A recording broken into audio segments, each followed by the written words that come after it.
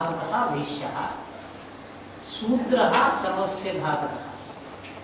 అంటే ఇప్పుడు చిత్తమని కానీ అహంకారం అని కానీ బుద్ధి అని కానీ ఏది కూడా లోకంలో విభజన చేశారు. చిత్తం, అహంకారం, బుద్ధి, మనసు లోకంలో శాస్త్రంలో వేదాంత శాస్త్రంలో చేసినటువంటి విభజన.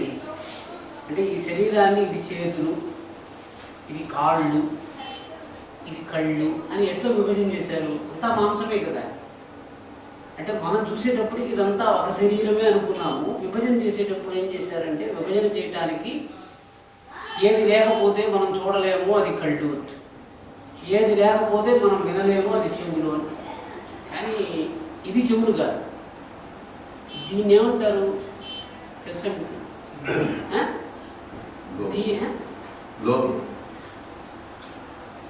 మనం తెలుగులో ఏమంటాము? దీన్ని షష్కుళి అంటారు. షష్కుళి, ఆకర్ణ షష్కుళి వలయ అమ్మవారికి పేరండి. అంటే ఇది కేవలము ఇక్కడ కూడా ఎక్కువ చేసినా కూడా వాడికి వినిపిస్తుంది. కానీ షష్కుళి అంటే ఏంటంటే ఈ షష్కుళి ఆవృతమైనటువంటి శబ్దగ్రహణం చేసేది చెవి. ఇప్పుడు మీరు నన్ను అడిగారు కదా చిత్తం అంటే ఏంటి అంటే లోకాన్ని విభజన చేస్తున్నాడు. ఇక్కడ వీళ్ళందరూ కూర్చున్నారు కదండి. వీళ్ళందరూ కూర్చుని వీళ్ళందరి యొక్క దృశ్యం అంటే శబ్ద స్పర్శ రూపరసగంధాదులు లోకంలో ఉన్నవన్నీ ఒక రాశిగా నన్ను చేరాడు. ప్రతిబింబం. నేను ఒక బింబాన్ని నా అర్థాన్ని అనుకుంటే ఈ ప్రపంచమంతా ఇక్కడ వచ్చేసింది. విశ్వం దర్పణ దృశ్యమాన నగరీ తుల్యం నిజాంతర్గతం పశ్యన్న ఆత్మని మాయయా బహిర్వోద్భూతం యదా నిద్రయా యస్సాక్షాత్కృతే ప్రబోధ సమయే స్వాత్మానమేవాద్వయం తస్మై శ్రీ గురుమూర్తయే నమయిదం శ్రీ దక్షిణామూర్తయే అని దక్షిణామూర్తి స్తోత్రంలో గురుస్వరూపాన్ని చెప్తూ చెప్పారు. విశ్వం దర్పణ దృశ్యమాన నగరీతుల్యం అంటే ఇదంతా ఉంది కదండి. ఇదంతా ఒక చైతన్య బింబంతో లోపలికి వెళ్ళిపోయింది. లోపలికి వెళ్ళిపోయిన తర్వాత దేని పట్ల ప్రీతి లేకుండా అంతఃకరణ రూపాన్ని ధరించినటువంటి విశ్వానికి చిత్తమని. మొత్తం చిత్తంలో ఎటుంది? ఇదంతా చిత్తంలో పడిపోయింది, నగ్గంలో పడిపోయింది. ఆ చిత్తంలో ఇన్ని ఉంటే ఈ తలకాయ ఒక్కసారి తిరిగి దీన్ని చూసిందండి. దానికి అభిమానము అని పేరు. అంటే అంతఃకరణ గ్రస్తమైనటువంటి దృశ్య పదార్థంలో స్వరూపాన్ని గోచరింపజేసుకోవటానికి కోసరమని, తన్ను తాను వ్యవహరించుకోవటం కోసరమని అంతఃకరణలో అన్నీ వచ్చేసాయి. ఏది రాలేదు అర్థంలోకి? అర్థమే రాలేదు. మిగిలినంతా వచ్చేసింది. నా శరీరంలోకి, నా తత్వంలోకి, నా కళ్ళతో, నా చెవులతో, నా స్పర్శతో మిమ్మల్ని అందరినీ లోకాన్నంతా గ్రహించి లోపల పెట్టుకుని దేని పట్టుకోలేదు? నన్ను పట్టుకోలేదు. ఇప్పుడు ఏం చేశాను? రమణమూర్తి కావాలి, పురుషోత్తం గారు ఉన్నారు, శ్రీనివాస్ గారు ఉన్నారు, ఆయన ఉన్నారు, శ్రీనివాస్ గారు ఉన్నారు, కోటేశ్వరరావు ఉన్నారు, రమణ గారు ఉన్నారు, వాళ్ళు ఉన్నారు. వీళ్ళందరూ ఉన్నారు. స్మృతి అంటే ఇదంతా లోపలికి వచ్చి ఒక మనోపలకం మీద మనోపలకం అని చెప్పకూడదండి, చిత్పదార్థం మీద ముద్రించబడింది. చిత్పదార్థం అంటే ఇప్పుడు మీకు చాలా రకాలుగా చిత్తాన్ని చెప్పాలండి. వాసనాపిండం చిత్తం అన్నాడు. ఇంతకుముందు చెప్పిన చిత్తం ఒకటి. రెండో చిత్తం ఏంటి? వాసనాపిండం. వాసనాపిండం అంటే ఏంటండి? వాసన అంటే ఏంటి?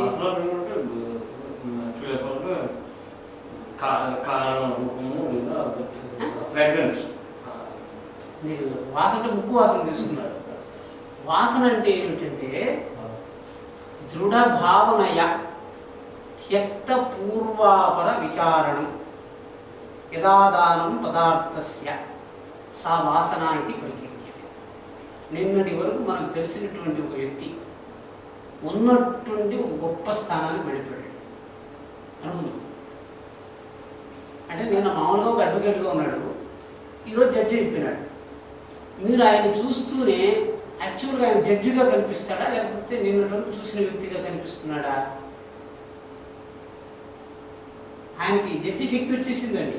ఆయన క్రోధం చేస్తే మనం ఏం చేయలేము. ఇంకా అంటే దృఢ భావనయ ప్రతిరోజు ఈయన అడ్వకేటు అని అనుకుంటూ ఉండటం వల్ల ఉన్నట్టుండి నేను జడ్జిని చెప్తే ఆయన జడ్జి ఒప్పుకోలేనటువంటి ఒక గుణం మన హృదయంలో పుడుతుంది.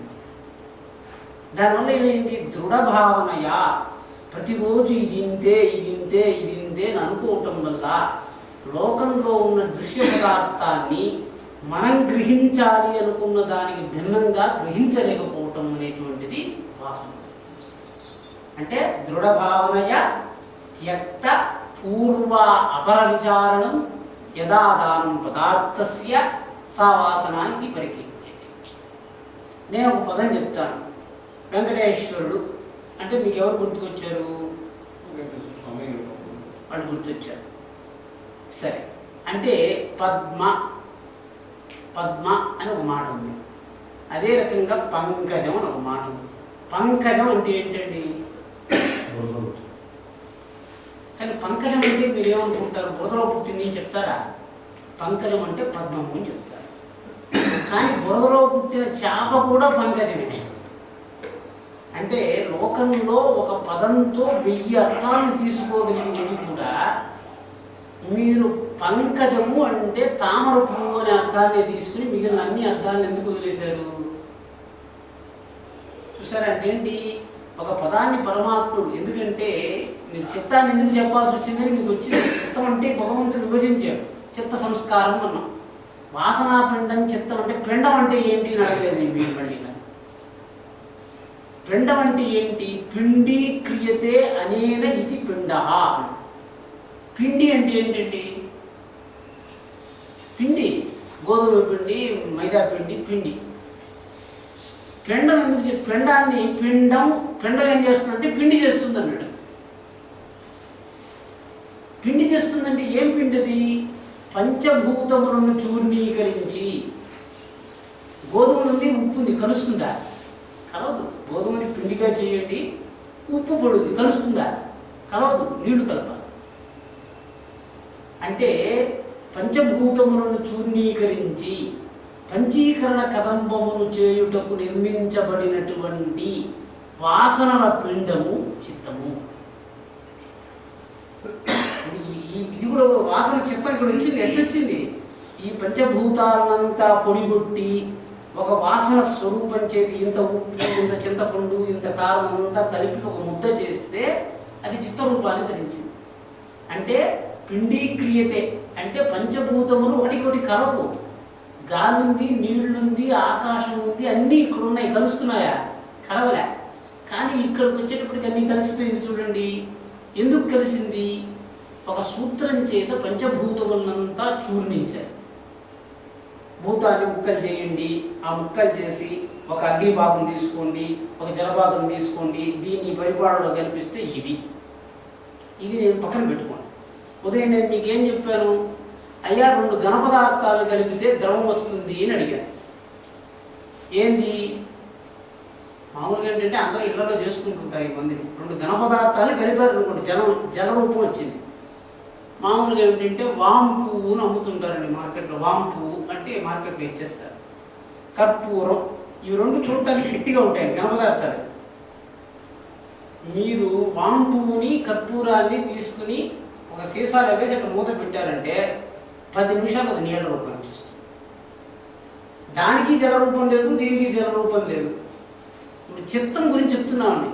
ధారణ చేయాలండి. వేదంలో ఉన్న విషయాలంతా ధారణ చేయాలంటే మీది పంచభూతాలతో తయారైంది, నాది పంచభూతాలతో తయారైంది. కానీ మీరు వేద శ్రవణం చేస్తే నాకు ధారణ కావటం లేదని చెప్తున్నాడు, ఆయన ధారణ చేస్తున్నాడు అని చెప్పారంటే ఈ గుట్టను రంగులో వేస్తే ఈ గుట్ట రంగును పట్టేస్తాము. ఆ గుట్టను రంగులో వేస్తే ఎందుకు గుట్ట రంగును పట్టలేదు? 2 గుట్టనే కదండి. 2 ఇదే ఫ్యాక్టరీలో తయారైనాయి. 2 ఇదే ఫ్యాక్టరీలో తయారైతే 2 గుట్టలు ఎందుకు పట్టుకోలేదు? అక్కడ ప్రశ్న వచ్చింది. మళ్ళీ చిత్తం అంటే ఏంటంటే లోకంలో ఒక్క దాన్ని విడిచిపెట్టకుండా అర్థం గ్రహించేసింది. గ్రహించేసిన తర్వాత ఆత్మ లోపల తన స్వరూపం గోచరించుకున్న తనకని ఒక స్వరూపాన్ని లోపల పెట్టుకుంది. నేను అనే ఒక శబ్దంతోనే ఉంటుంది లోపలది. ఎందుకని? దృశ్యజాతం సమస్తం దృశ్యగోచరం. నేను కనపడు, కానీ కనపడకుండా నేను వ్యవహారం చేస్తుంటాను నా శరీరంలో. ఇప్పుడు ఎవరెవరు కనపడతారండి? మీరందరూ కనపడుతున్నారు కదా, నా మనసులోకి వచ్చేసారు కదా. దృశ్యం వల్ల విశ్వం దర్పణ దృశ్యమాన నగరీతుల్యం. విశ్వము దర్పణంలో కనిపిస్తున్నటువంటి నగరం వలె మన యొక్క అంతఃకరణ పదార్థంలో చక్షువుల నుంచి, శ్రోత్రం నుంచి, త్వక్కు నుంచి వచ్చేసింది, లోపలికి వచ్చేసింది. వచ్చేసిన తర్వాత మీరు ఇప్పుడు దేని పట్టుకుని, ఇప్పుడు అన్నీ అక్కడ ఉంది, ఇక్కడ ఉంది. అక్కడ రమణ ఉన్నాడు, కోటేశ్వరరావు ఉన్నారు, ఆయన ఉన్నారు, పురుషోత్తం గారు ఉన్నారు, అందరూ ఉన్నారు. మనసులోకి వచ్చింది అంటే మనసు అని చెప్పకూడదండి, అంతర్గతమైంది. అందుకే చెప్పాడు విశ్వం దర్పణ దృశ్యమాన నగరీతుల్యం నిజ అంతర్గతం. అక్కడ ఉండటం వల్ల ఇక్కడుంది, అక్కడ ఉండటం వల్ల ఇక్కడుంది, అక్కడ ఉండటం వల్ల ఇక్కడుంది, అన్నీ వచ్చేసే లోపలికి. రాకుండా ఏముంది? లేదు, ఏదీ లేదు శాస్త్ర ప్రకారం. ఇప్పుడు ఇన్నిటిలో మీరు ఒక్కదాన్ని పట్టుకున్నారు. కోటేశ్వరరావు గారితో మాట్లాడతాము అని అనుకున్నాను. ఎందుకు శ్రీనివాస్తో మాట్లాడాలనుకోలేదు? ఎందుకు రమణతో మాట్లాడాలనుకోలేదు? అంటే వాసన. అక్కడ మళ్ళీ వాసన వచ్చింది. అదేం చేసింది? వీళ్ళందరూ ఉన్నారు, నేను రమణతో మాట్లాడతాను అని అనుకున్నాను కదా. అంటే ఈ ఇంద్రియాల్లో ఇన్ని కనిపిస్తున్నా చక్షువు ఆయన్ని చూద్దామని, శ్రోత్రం ఆయన విందామని, స్పర్శ చేత ఆయన స్పర్శ పొందుదామని అంతఃకరణం అక్కడికి వెళ్ళిపోయింది. చూస్తున్న ఈ వస్తువుల్లో కూడా ఇన్ని ఉంటే దాన్ని చూడకుండా ఆ రంగునే చూస్తానని. అందుకే భగవంతుడు చెప్పాడు మేడం, ఇంద్రియస్యార్థే రాగద్వేషం వ్యవస్థితం తయోః నవశమాగచ్చేత్ తౌహస్య పరిబంధినౌ. ఇప్పుడు మనం యోచిద్దామండి. చిత్తం లోపల ఉంది, బయట ఉంది. చిత్తంలో నేనున్నాను అంటే చూడండి, చిత్తంలో ప్రతిఫలించినటువంటి చైతన్యమునకు అహంకారం అని పేరు. బాగుంటుంది. ఎందుకనంటే అద్దం ఉంది, అద్దమే అద్దంలో ప్రతిఫలించడం లేదు, కానీ మిగిలినంతా వచ్చేసింది అద్దంలో. అద్దంలోని అద్దాన్ని ఎట్లా చూడాలి? ఇప్పుడు అంత అద్దం రూపం అయిపోయింది. ఆ అద్దం యొక్క స్వరూపంలో చైతన్యం దాని మీద ఒక టప్పనకు ఒక రిఫ్లెక్షన్ కొట్టింది. అందుకే దానికి ఏం చెప్పారు సూత్రము అంటే కాదిత్య దీపిత. కాదిత్య అంటే ఏంటి? ఆకాశంలో సూర్యుడనే పదార్థం ఉంది అనుకోండి. కాదిత్య దీపితే కుడ్యే దర్పణాదిత్య దీప్తివత్. అక్కడ ఒక అద్దం పెట్టాము, ఆకాశంలో సూర్యుడు అద్దంలో పడ్డాడు, దాని కిరణాలు గోడ మీద పడ్డాయి. ఇది బాగా అర్థం చేసుకోండి, చిత్త గురించి మీకు తెలియాలి కాబట్టి. కాదిత్య, కా అంటే ఆకాశం ఉంది, కాదిత్య దీపితో కుడ్యే అంటే ఒక గోడ ఉంది, గోడ మీద సూర్యకిరణం పడింది, నీకు సూర్యుడి కిరణం ఉండటం వల్ల గోడ కనిపించింది. దర్పణాదిత్య దీప్తివత్, అదే సూర్యుడు దర్పణంలో పడ్డాడు, మళ్ళీ గోడ మీద పడింది. రెండు ప్రకాశాలే, మీకు ఇక్కడ బాగా గమనించాలి. కాదిత్య దీపిత, ఆకాశంలో ఉన్న సూర్యుడి వల్ల ప్రకాశింపబడుతున్న గోడ మీద వెలుతురు, అక్కడే పెట్టబడినటువంటి అద్దం మీద పడినటువంటి సూర్యుడి యొక్క ప్రకాశం వల్ల ఉన్నటువంటి గోడ మీద పడిన వెలుతురు, ఇవి రెండు వెలుతురులో భేదం చెప్పగలరా అన్నట్టు ఉందా? చెప్పలేం. కానీ సూర్యుడు లేకపోతే దర్పణంలో ప్రతిఫలం లేదు. కానీ సూర్యుడు మనం నిరాకరించలేము. సూర్యుడి యొక్క ప్రకాశము, దర్పణ సూర్య ప్రకాశము రెండు గోడ మీద పడింది. ఏమైంది? ఎప్పుడు 10 అద్దాలు ఉన్నాయి, 10 అద్దాలు సూర్యుడు గోడ మీద పడిపోయి ఏ వెలుగు దేని వెలుగు ఏది అని తెలియకుండా మనస్సులో అన్ని టపటపటపడ పెట్టింది. చిత్తంలో ఏమైంది? ఇప్పుడు చిత్త సంస్కారాల రూపంగా కేవలం సూర్యుడి యొక్క ప్రకాశం వల్లే పడిన వెలుతురు అయితే అది చిత్తమైందండి. ఇప్పుడు సూర్యుడి ప్రకాశం ఆగలే, అద్దం మీద పడింది, మళ్ళీ దాని మీద పడింది. చూసారా? ఇప్పుడు మన యొక్క అంతఃకరణంలో అహంకారం అనేటువంటిది ఏంటి అంటే ఈ ప్రపంచంలో తన స్వరూపం యొక్క ప్రకాశాన్ని గుర్తించడానికి, కనిపించకుండా, నా శబ్దం నాకు వినిపిస్తూ ఉంది కదా, పాక్షికంగా నా రూపం కనిపిస్తూ ఉంది. ఇప్పుడు నన్ను నేను నా శరీరంలో గుర్తించుకోవటం కోసము అహం అని ఒక ప్రత్యయం పెట్టుకున్నానండి. వాస్తవంగా అది లేదు. నన్ను నేను నా అంతఃకరణంలో ప్రతిష్ఠ చేసుకోవటం కోసం అహం అంటే ఏంటి, ఇది మీకు అర్థమైందని చెప్తాను. ఒక ప్రొజెక్టర్ స్క్రీన్ పెట్టారు, బొమ్మలన్నీ కనిపిస్తున్నాయి. ఒక పాయింటర్ లైట్ తీసుకుని ఆ పాయింటర్ లైట్ దాని మీద చూపించాలి. మీకు అర్థమైందంటే ఒక పాయింటర్, రెడ్ పాయింటర్ పెట్టి మనం అదొకటి అక్కడ చూడండి అని ఒక పాయింటర్ వేసాం. మీరు అంత బొమ్మ కనిపిస్తూ ఉన్నా పాయింటర్ వేస్తూనే మీకు ఏమైంది చెప్పండి?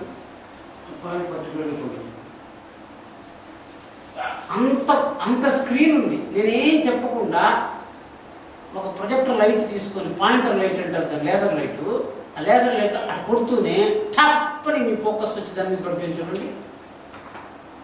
ఆ ఎరుపు రంగుగా కనిపించేటువంటి దీపము ఏమంటేది అహం. ఆ ఎరుపు రంగు దీపాన్ని వేసే యంత్రం అహంకారం. మీకు అర్థమైంది కదండి? అంటే ఇప్పుడు అది కూడా చిత్తంలోనే ఉంది. చిత్తంలో ఎట్టుంది? దానివల్లే అనిపిస్తూ ఉంది. అహంకారానికి ఉన్న అభిమానం వల్ల చిత్తంలో ఇంతమంది ఉంటే ఒకరినే చూసి నేను మాట్లాడుతున్నాను, అంతమంది కనిపిస్తుంది. అభిమానం అంటే మనస్సు, అభి అంటే బాగా గుర్తుపెట్టుకోండి. అభి అంటే అహంకారం, మానం అంటే మనస్సు.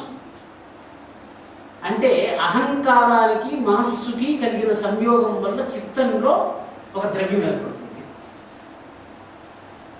ఇప్పుడు మీకు చెప్పాలండి, ప్రమాణము అభిమానము రెండిట్లో మనస్సు ఉంది చూడండి.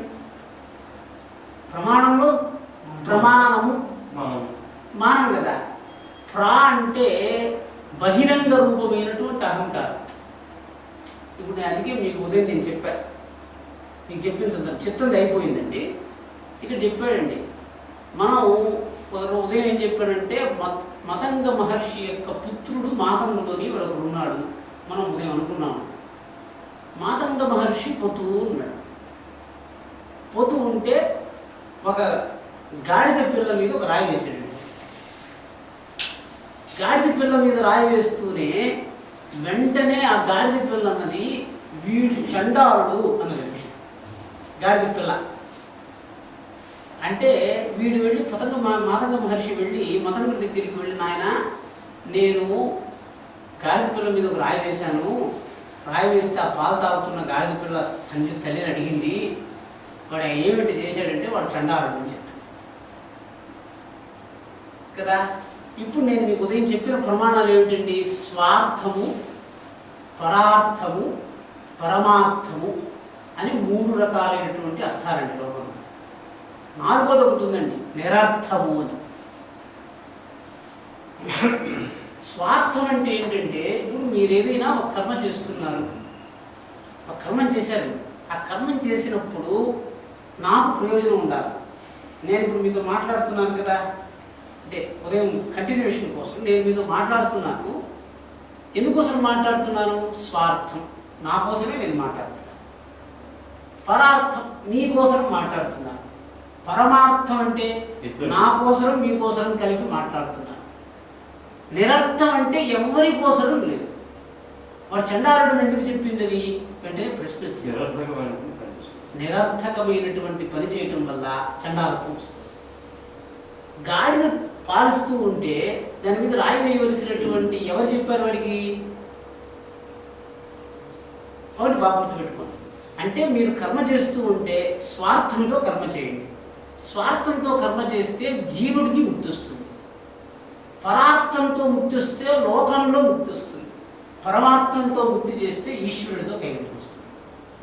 అంటే మీరు స్వార్థం ఉండాలి, పరార్థం ఉంటే స్వార్థ పరార్థముల యొక్క సన్నికర్ష చేత పరమార్థం వస్తుంది. స్వార్థం అంటే ఏంటి? ఇప్పుడు నేను ఉదయం చెప్పాను, ఎవడో ఒకడు మాట్లాడుతున్నాడండి. అంటే ఇప్పుడు దేవతలు అంటే ఎవరండి? ఉదయం నేను మీకు చెప్పాను, దేవతలు అంటున్నాను కదా. ఏకవాక్య అర్థ సాధనం దేవ.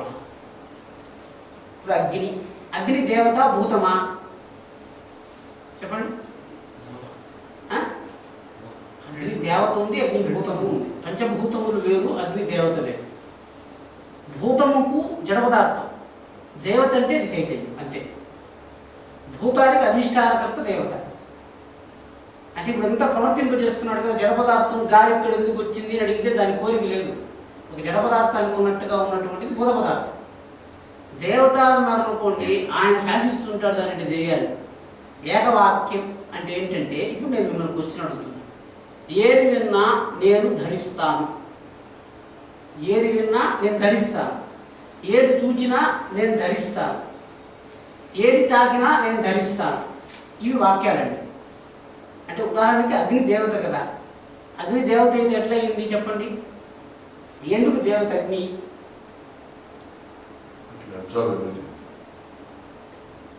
అగ్ని ఎవరండి?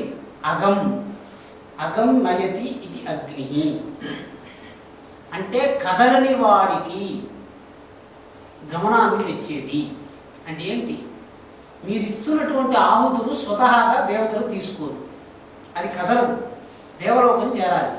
దేవలోకం చేరాలంటే మీరు ఇచ్చిన పదార్థాలు తీసుకుని త్రుటికాలంలో దేవతలకు చేర్చేస్తారు. అంటే కదలనటువంటి పదార్థములను కదిలించువాడు. అగ్నికి ఇచ్చామంటే అర్థం ఏమిటి? అది వాయు రూపాన్ని చెంది వెంటనే దేవతలకు చెందిపోతుంది. ఇప్పుడు ఆ పని చేయలేదు అనుకోండి, రెండో పని చేశాడు అనుకోండి, ఆయన ఇస్తే ఆయన తిని ఇక్కడే కూర్చుంటాడంటే ఆయన దేవత కాదు. అంటే దేవతలు ఏం చేస్తారు? ఏకవాక్యతను పట్టుకుని దాన్ని తప్పనిచ్చి వేరో దాన్ని చెయ్యరు వాళ్ళు.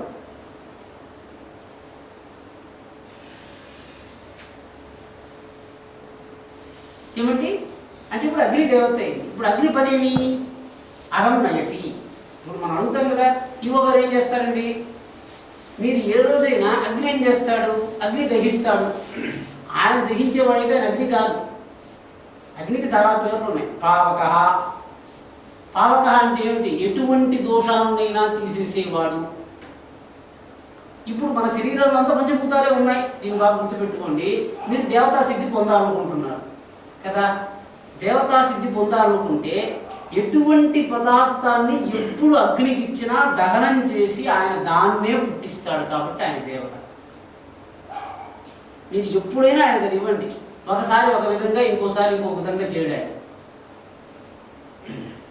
సర్వకాల సర్వావస్థల యందును ఆ ధర్మము, ధర్మీ ధర్మము అనే రెండు భావాల్లో అది ఎప్పుడు ఒక్కటిగానే ఉంటుంది. కాబట్టి దేవత. ఏకవాక్యత అంటే ఏంటి చెప్పండి? అగ్ని యొక్క ధర్మాన్ని చెప్పాలంటే 10 వాక్యాలను చెప్పారంటే ఆయన దేవత కాదు.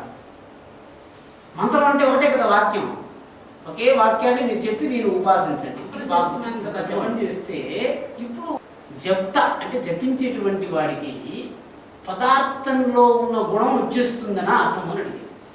ఉదాహరణకి నేను అగ్నిని, నేను అగ్నిని, నేను అగ్నిని అని చెప్తే వాడు అగ్ని అయిపోతాడా?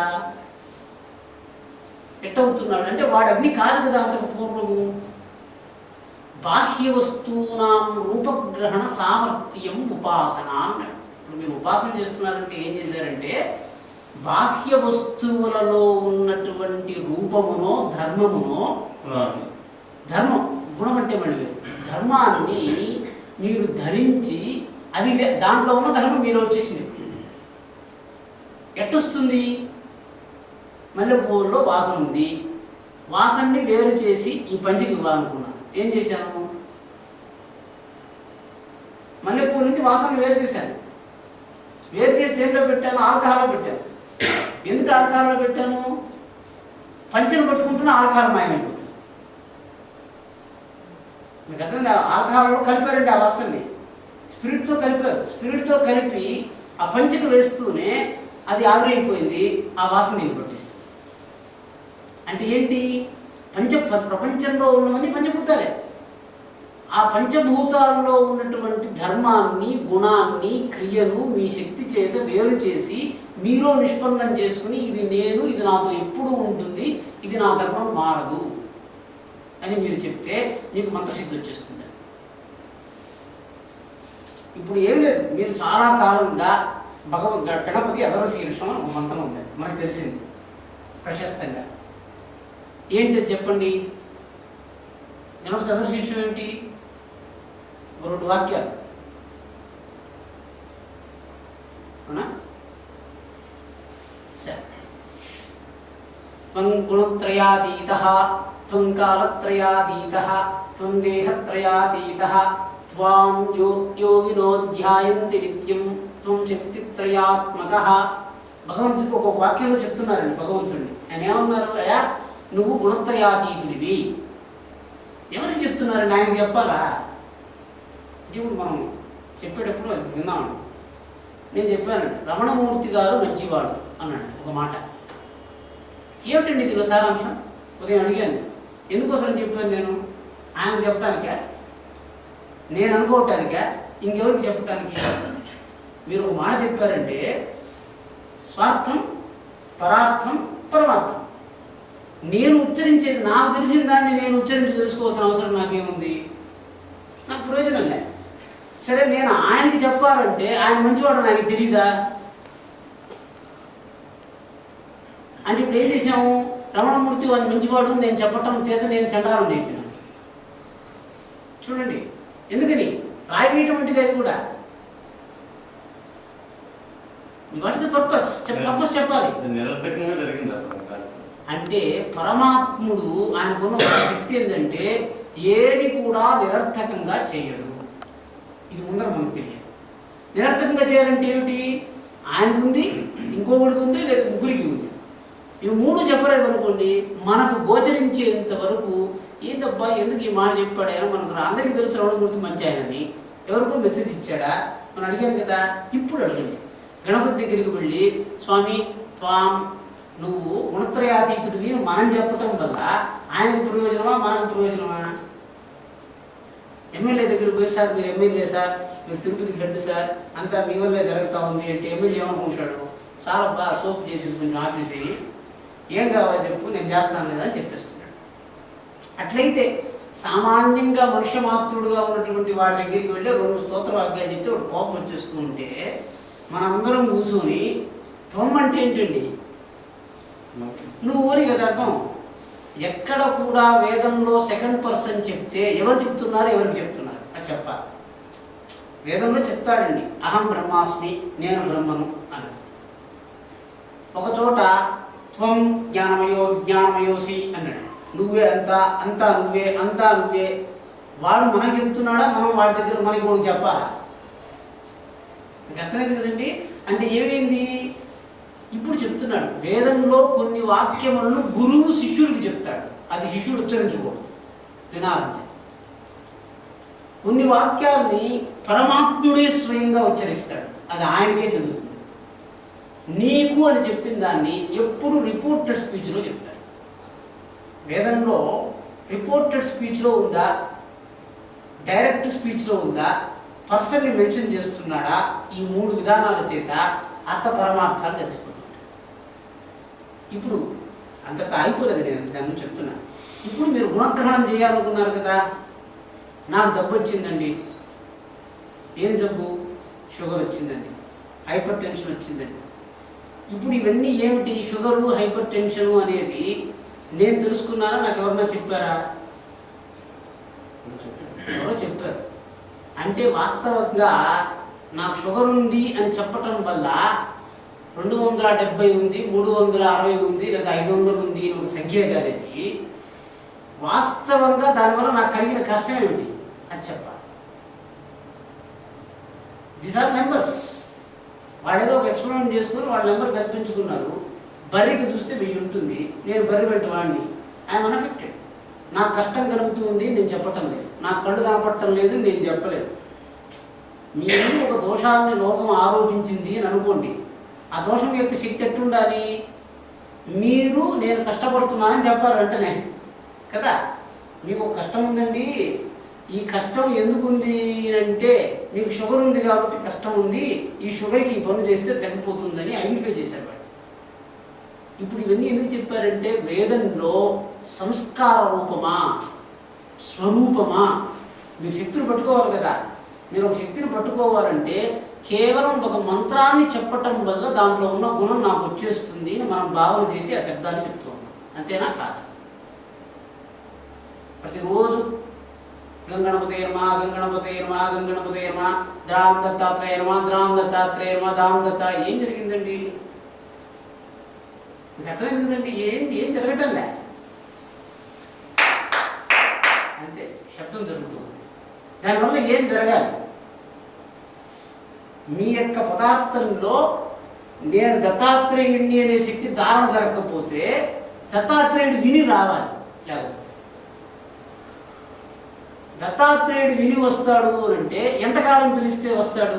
ఏ చెవులు పెట్టుకొని ఆయన వింటున్నాడు? నాకు ఏ రోగం ఉంది కాబట్టి ఆయన దాన్ని వినటం లేదు. ఇదేంటి సంస్కారం? చిత్త సంస్కారం చేయాలి. ఇప్పుడు దాన్ని చెప్తున్నాడు. చిత్తంలో ఇన్ని పదార్థాలు ఉన్నా కూడా పరమాత్ముడికి అహంకారం లేదంటే ఏమైంది? చిత్తంలో దేన్ని చూడాలి, దేని మీద ఫోకస్ పడదండి లైట్. ఒక ప్రొజెక్టర్ వదిలేసి ఇప్పుడు మీకు దృఢభావనయా త్యక్త పూర్వాపర విచారణం అంటే ఇప్పుడు నేను ఒక ప్రశ్న వేస్తాను, మీకు అర్థమైపోతుంది. వృత్తం అంటే ఏంటండి? సర్కిల్. వృత్తము అంటే ఇంకోటి ఉందండి. మీకు మ్యాథమెటిక్స్ మాత్రమే తెలుసు కాబట్టి సర్కిల్ అని చెప్పారు. ఉత్తరమాలావృత్తము, చంపకమాలావృత్తం అని ఒక వృత్తం ఉందండి.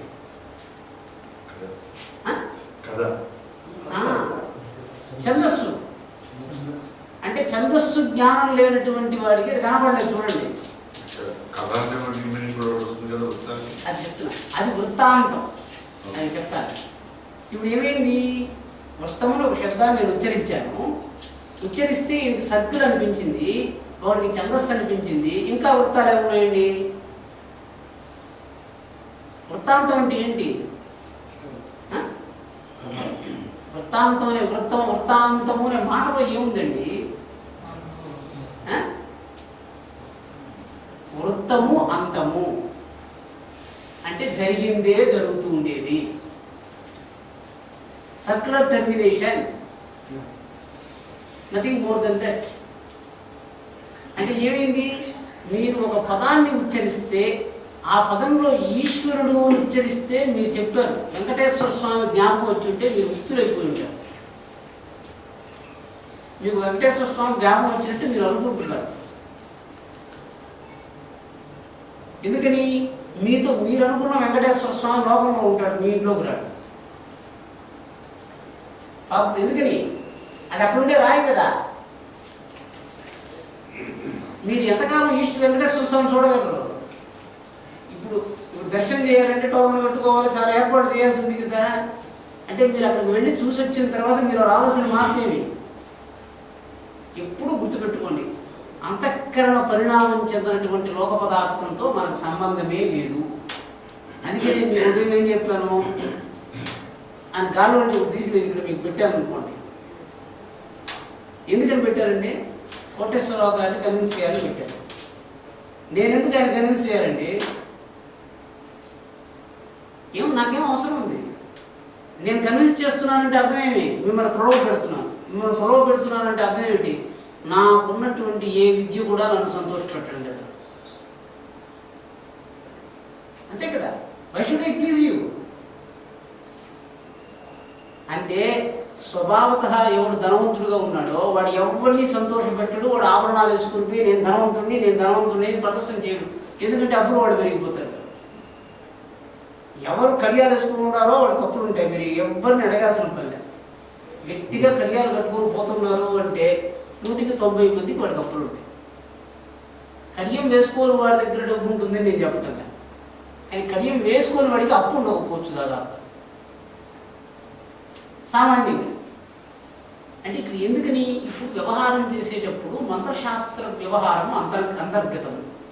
చిత్తం తెలిసింది, చేస్తున్నాను. చిత్తం తెలుసు, అహంకారం తెలుసు. ఈవెన్ ఇప్పుడు మీరు లోకంలో ఇంత చేసి ఏం చేయాలనుకుంటున్నారండి? చిత్తము చలించకూడదు, మీకు దృఢంగా ఉండాలి కదా. ఇప్పుడు నిన్న మాట్లాడుకునేటప్పుడు మనం అనుకున్నామండి, ఇప్పుడు మీ శరీరంలో మీరు వెళ్ళలేని చోట్లు కొన్ని ఉన్నాయండి. మనం చచ్చిపోతున్నాం కదా. మనకు ఉన్నటువంటి అత్యంత ప్రీతి కలిగింది వేదం కూడా స్పష్టంగా అట్లే చెప్పింది. మీరు ఇన్ని కర్మలు చేస్తూ ఉంటే మీకు కలిగేది ఏంటి? ఈరోజు చెప్పండి. నాకు ప్రయోజనం గురించి చెప్పారు కదా. మీరు నిష్ప్రయోజనంగా చేయకూడదు అండి. 1000 కోట్ల రూపాయలు మీ దగ్గర ఉందండి, ఏమిటి ప్రయోజనం చెప్పండి? 1,00,000 కోట్లు ఉంటే కూడా సంతృప్తి దొరకలేదు అనుకోండి వాడి దగ్గర. ఏమిటి? న కర్మణ న ప్రజయా న ధనేన త్యాగేన ఏకేన అమృతత్వమాంశు. అమృతత్వం అంటే ఏమిటి? అమృతత్వం, అమృతం అంటే తాగే క్షీరసాగరం కాదు, పానం కాదండి. చావు లేనట్లుగా ఉండాలని మనం ప్రయత్నం చేస్తున్నాం. ఎవ్వరి మీద ఎవ్వరికీ ప్రీతి లేదు. మనం చేసే సమస్త విద్య ఏంటి? నాకు చావు లేదు అంతేనే, కాకపోతే ఇంకేముంది? అంతే, నాకు చావు వద్దు, నాకు అమృతత్వం కావాలి. అమృతత్వం కావాలంటే ఏంటి? మీరెవరు? మీరెవరు చెప్పండి, మీరెవరు? కోటేశ్వరరావు అని మీరు అంటే ఒక శబ్దాన్ని, మీరెవరంటే ఒక శబ్దాన్ని చెప్పారు. సరే, బాగుంది. ఇదే శబ్దాన్ని మీరు ఎంతకాలం చెప్పగలరు? ఈ దేహం ఉండేటప్పుడు కూడా చెప్పరండి మీరు. మీ డిపార్ట్మెంట్కి వెళ్ళిపోతారు, నేనేమనంటే నేను సీనియర్ అసిస్టెంట్, సూపరింటెండెంట్ అని చెప్పేస్తారు కదా. అంటే దేహం ఉన్నంత వరకు మీరు మీ గురించి చెప్పుకునే ఒక మాట చెప్పండి నాకు. అంటే మీకు అర్థమైందని చెప్తున్నాను. భగవంతుడు ఇంగ్లీష్లో ఏమండి? కోటేశ్వరరావు గారు ఇంగ్లీష్లో ఎందుకని దాన్ని ట్రాన్స్లేట్ చేయలేదు, దీన్ని ట్రాన్స్లేట్ చేశారు? ప్రాపర్ నౌన్ అంటే చెప్పండి. కోటేశ్వర గాడ్ కూడా ప్రాపర్ నౌన్ కావచ్చు కదా. ఏది భాషాంతరీకరించబడిన, లోకాంతరీకరించబడిన, ఏది పరివర్తన చెందదో అదే పరమాత్మ ద్రవ్యాన్ని పట్టుకోగలుగుతుంది. గుర్తుపెట్టుకోండి. డిక్షనరీలో ప్రాపర్ నౌన్ కాదండి. It does not attract the translation. God అంటే గాడ్ అంతే. ఎందుకు రెండోది వచ్చింది అంటే ఆయన లాంగ్వేజ్ని బట్టి మారిపోతుంటాడు. మీరే చెప్పిస్తున్నారు భగవంతుడు, అంతే కదా. అంటే భగవంతుడు భాషలో కానీ దృశ్యంలో కానీ ఈ పదార్థాల్లో మారడు అని మీకు తెలియకపోవడం చేత మారే పదార్థాన్ని మీరు పట్టుకుని భగవంతుడు భగవంతుడు, ఇంగ్లీష్లో గాడు, క్రైస్తు, ఇది పేరు పేరు పేరు పెట్టుకుంటూ ఇప్పుడు దాని గురించి సబ్జెక్ట్ కాదండి. ఇప్పుడు నేను మీకు ఒక వస్తువుని ఇచ్చానండి, ఒక మొబైల్ ఇచ్చాను. ఎక్కడ పెట్టుకుంటారు? ఈ గదిలో ఎక్కడ పెడతారు? మీరు పాకెట్లో పెట్టుకున్నారు. ఆయనకి ఇచ్చాను, ఆయన ఎక్కడ పెట్టాడు? పాకెట్లో పెట్టకపోవచ్చు, ఆయన అల్లారు పెట్టాడు. అంటే ఇప్పుడు బాగా గుర్తుపెట్టుకోండి, లోకంలో నుంచి వచ్చిన పదార్థాన్ని మీరు ఈ శరీరంలో పెట్టుకునేటప్పుడు ఏ పదార్థాన్ని ఎక్కడ పెట్టుకుంటున్నారు అని చెప్పటం బట్టి మీకు జీవత్వం వచ్చింది. అది మీకు అర్థమేదానికి చెప్తాను, అర్థమయ్యేదానికి. బంగారాన్ని ఇదే ఉదాహరణ చాలా రోజుల్లో చెప్తున్నాను, ఎందుకంటే ఒక ఎగ్జాంపుల్ మీద రన్ చేయాలి కాబట్టి. బంగారాన్ని కొన్నవాడు ఒకడు 30 కోట్ల రూపాయలు బంగారాన్ని కొన్నాడు. ఉదయం ప్రతిరోజు నియమం చాలా ఏమైతే కోటీశ్వరుడు కదండి, ఆరోగ్యాన్ని బాగా కాపాడుకోవాలి. రేపోజాము 4 గంటలకు నిద్ర వేస్తాడు, చెంబు నిండా నీళ్లు తాగుతాడు, 10 గంటలు 1 గంట సేపు కప్పగంతులు వేస్తాడు, బాకీ శౌచానికి వెళ్తాడు. ఇదండి ఆయన దినచర్య. 30 కోట్ల రూపాయలు బంగారం కొన్నాడు, రేపోజాము 4 గంటలకు లేచాడు, కప్పగంతులు వేస్తున్నాడు, ఉన్నట్టుండి చెంబు నిండా నీళ్లు తాగాడు. ఒక వార్త చూద్దాము, ఎందుకు ఖాళీగా ఉంటాము, టీవీ వేసుకున్నాడు. టీవీ వేసుకున్న తర్వాత బంగారం ధర గ్రాముకు 300-400 పడిపోయింది, 10 గ్రాములకు 3000 అన్నాడు. ఇక్కడ కప్పగంతులు వేస్తూనే ఉన్నాడు. 3000 × 100 30 కోట్లు పర్సెంటేజ్ లెక్కేసేసినాడు. ఎంత నష్టమైంది? 6 కోట్ల రూపాయలు నష్టం. 6 కోట్లు నష్టం అవుతానే ఆ తర్వాత ఆ మాట వింటానే ఇటు గెంతే వాడు నిలిచిపోయినాడు, ఒళ్ళంతా చెమట పట్టిపోయింది, ఎయిర్ కండిషన్ రూమ్లో ఉన్నాడు, ఒళ్ళంతా చెమటలు పట్టిపోయింది, నాలుక తడారిపోయింది, గుండె దడ దడ దడ దడ దడ కొట్టుకుంటా ఉంది, పడిపోయినాడు. ఇప్పుడు మీకు భగవంతుడి యొక్క స్వరూపం గురించి చెప్తున్నానండి. నాకు విషయం చెప్పండి. మామూలుగా ఉప్పు నీరు కలిసిందండి. ఎక్కడ? సముద్రంలో. ఉప్పును నీరుని మీరు ఎట్లా వేరు చేస్తారండి?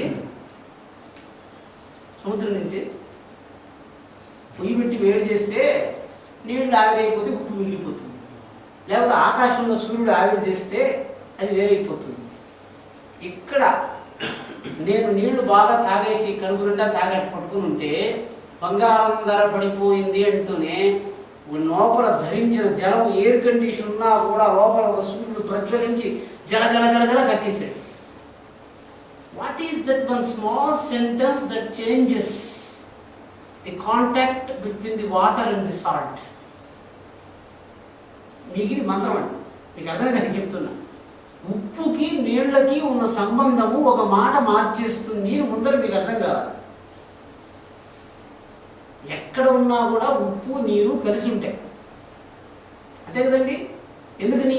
ఉప్పు ఎవరు? నీళ్లకు పుత్రిక. ఎక్కడ కూడా ఉప్పు తెచ్చినామంటే సముద్రంలో నుంచి ఉప్పు ఇంకెక్కడో దొరకదు మీకు.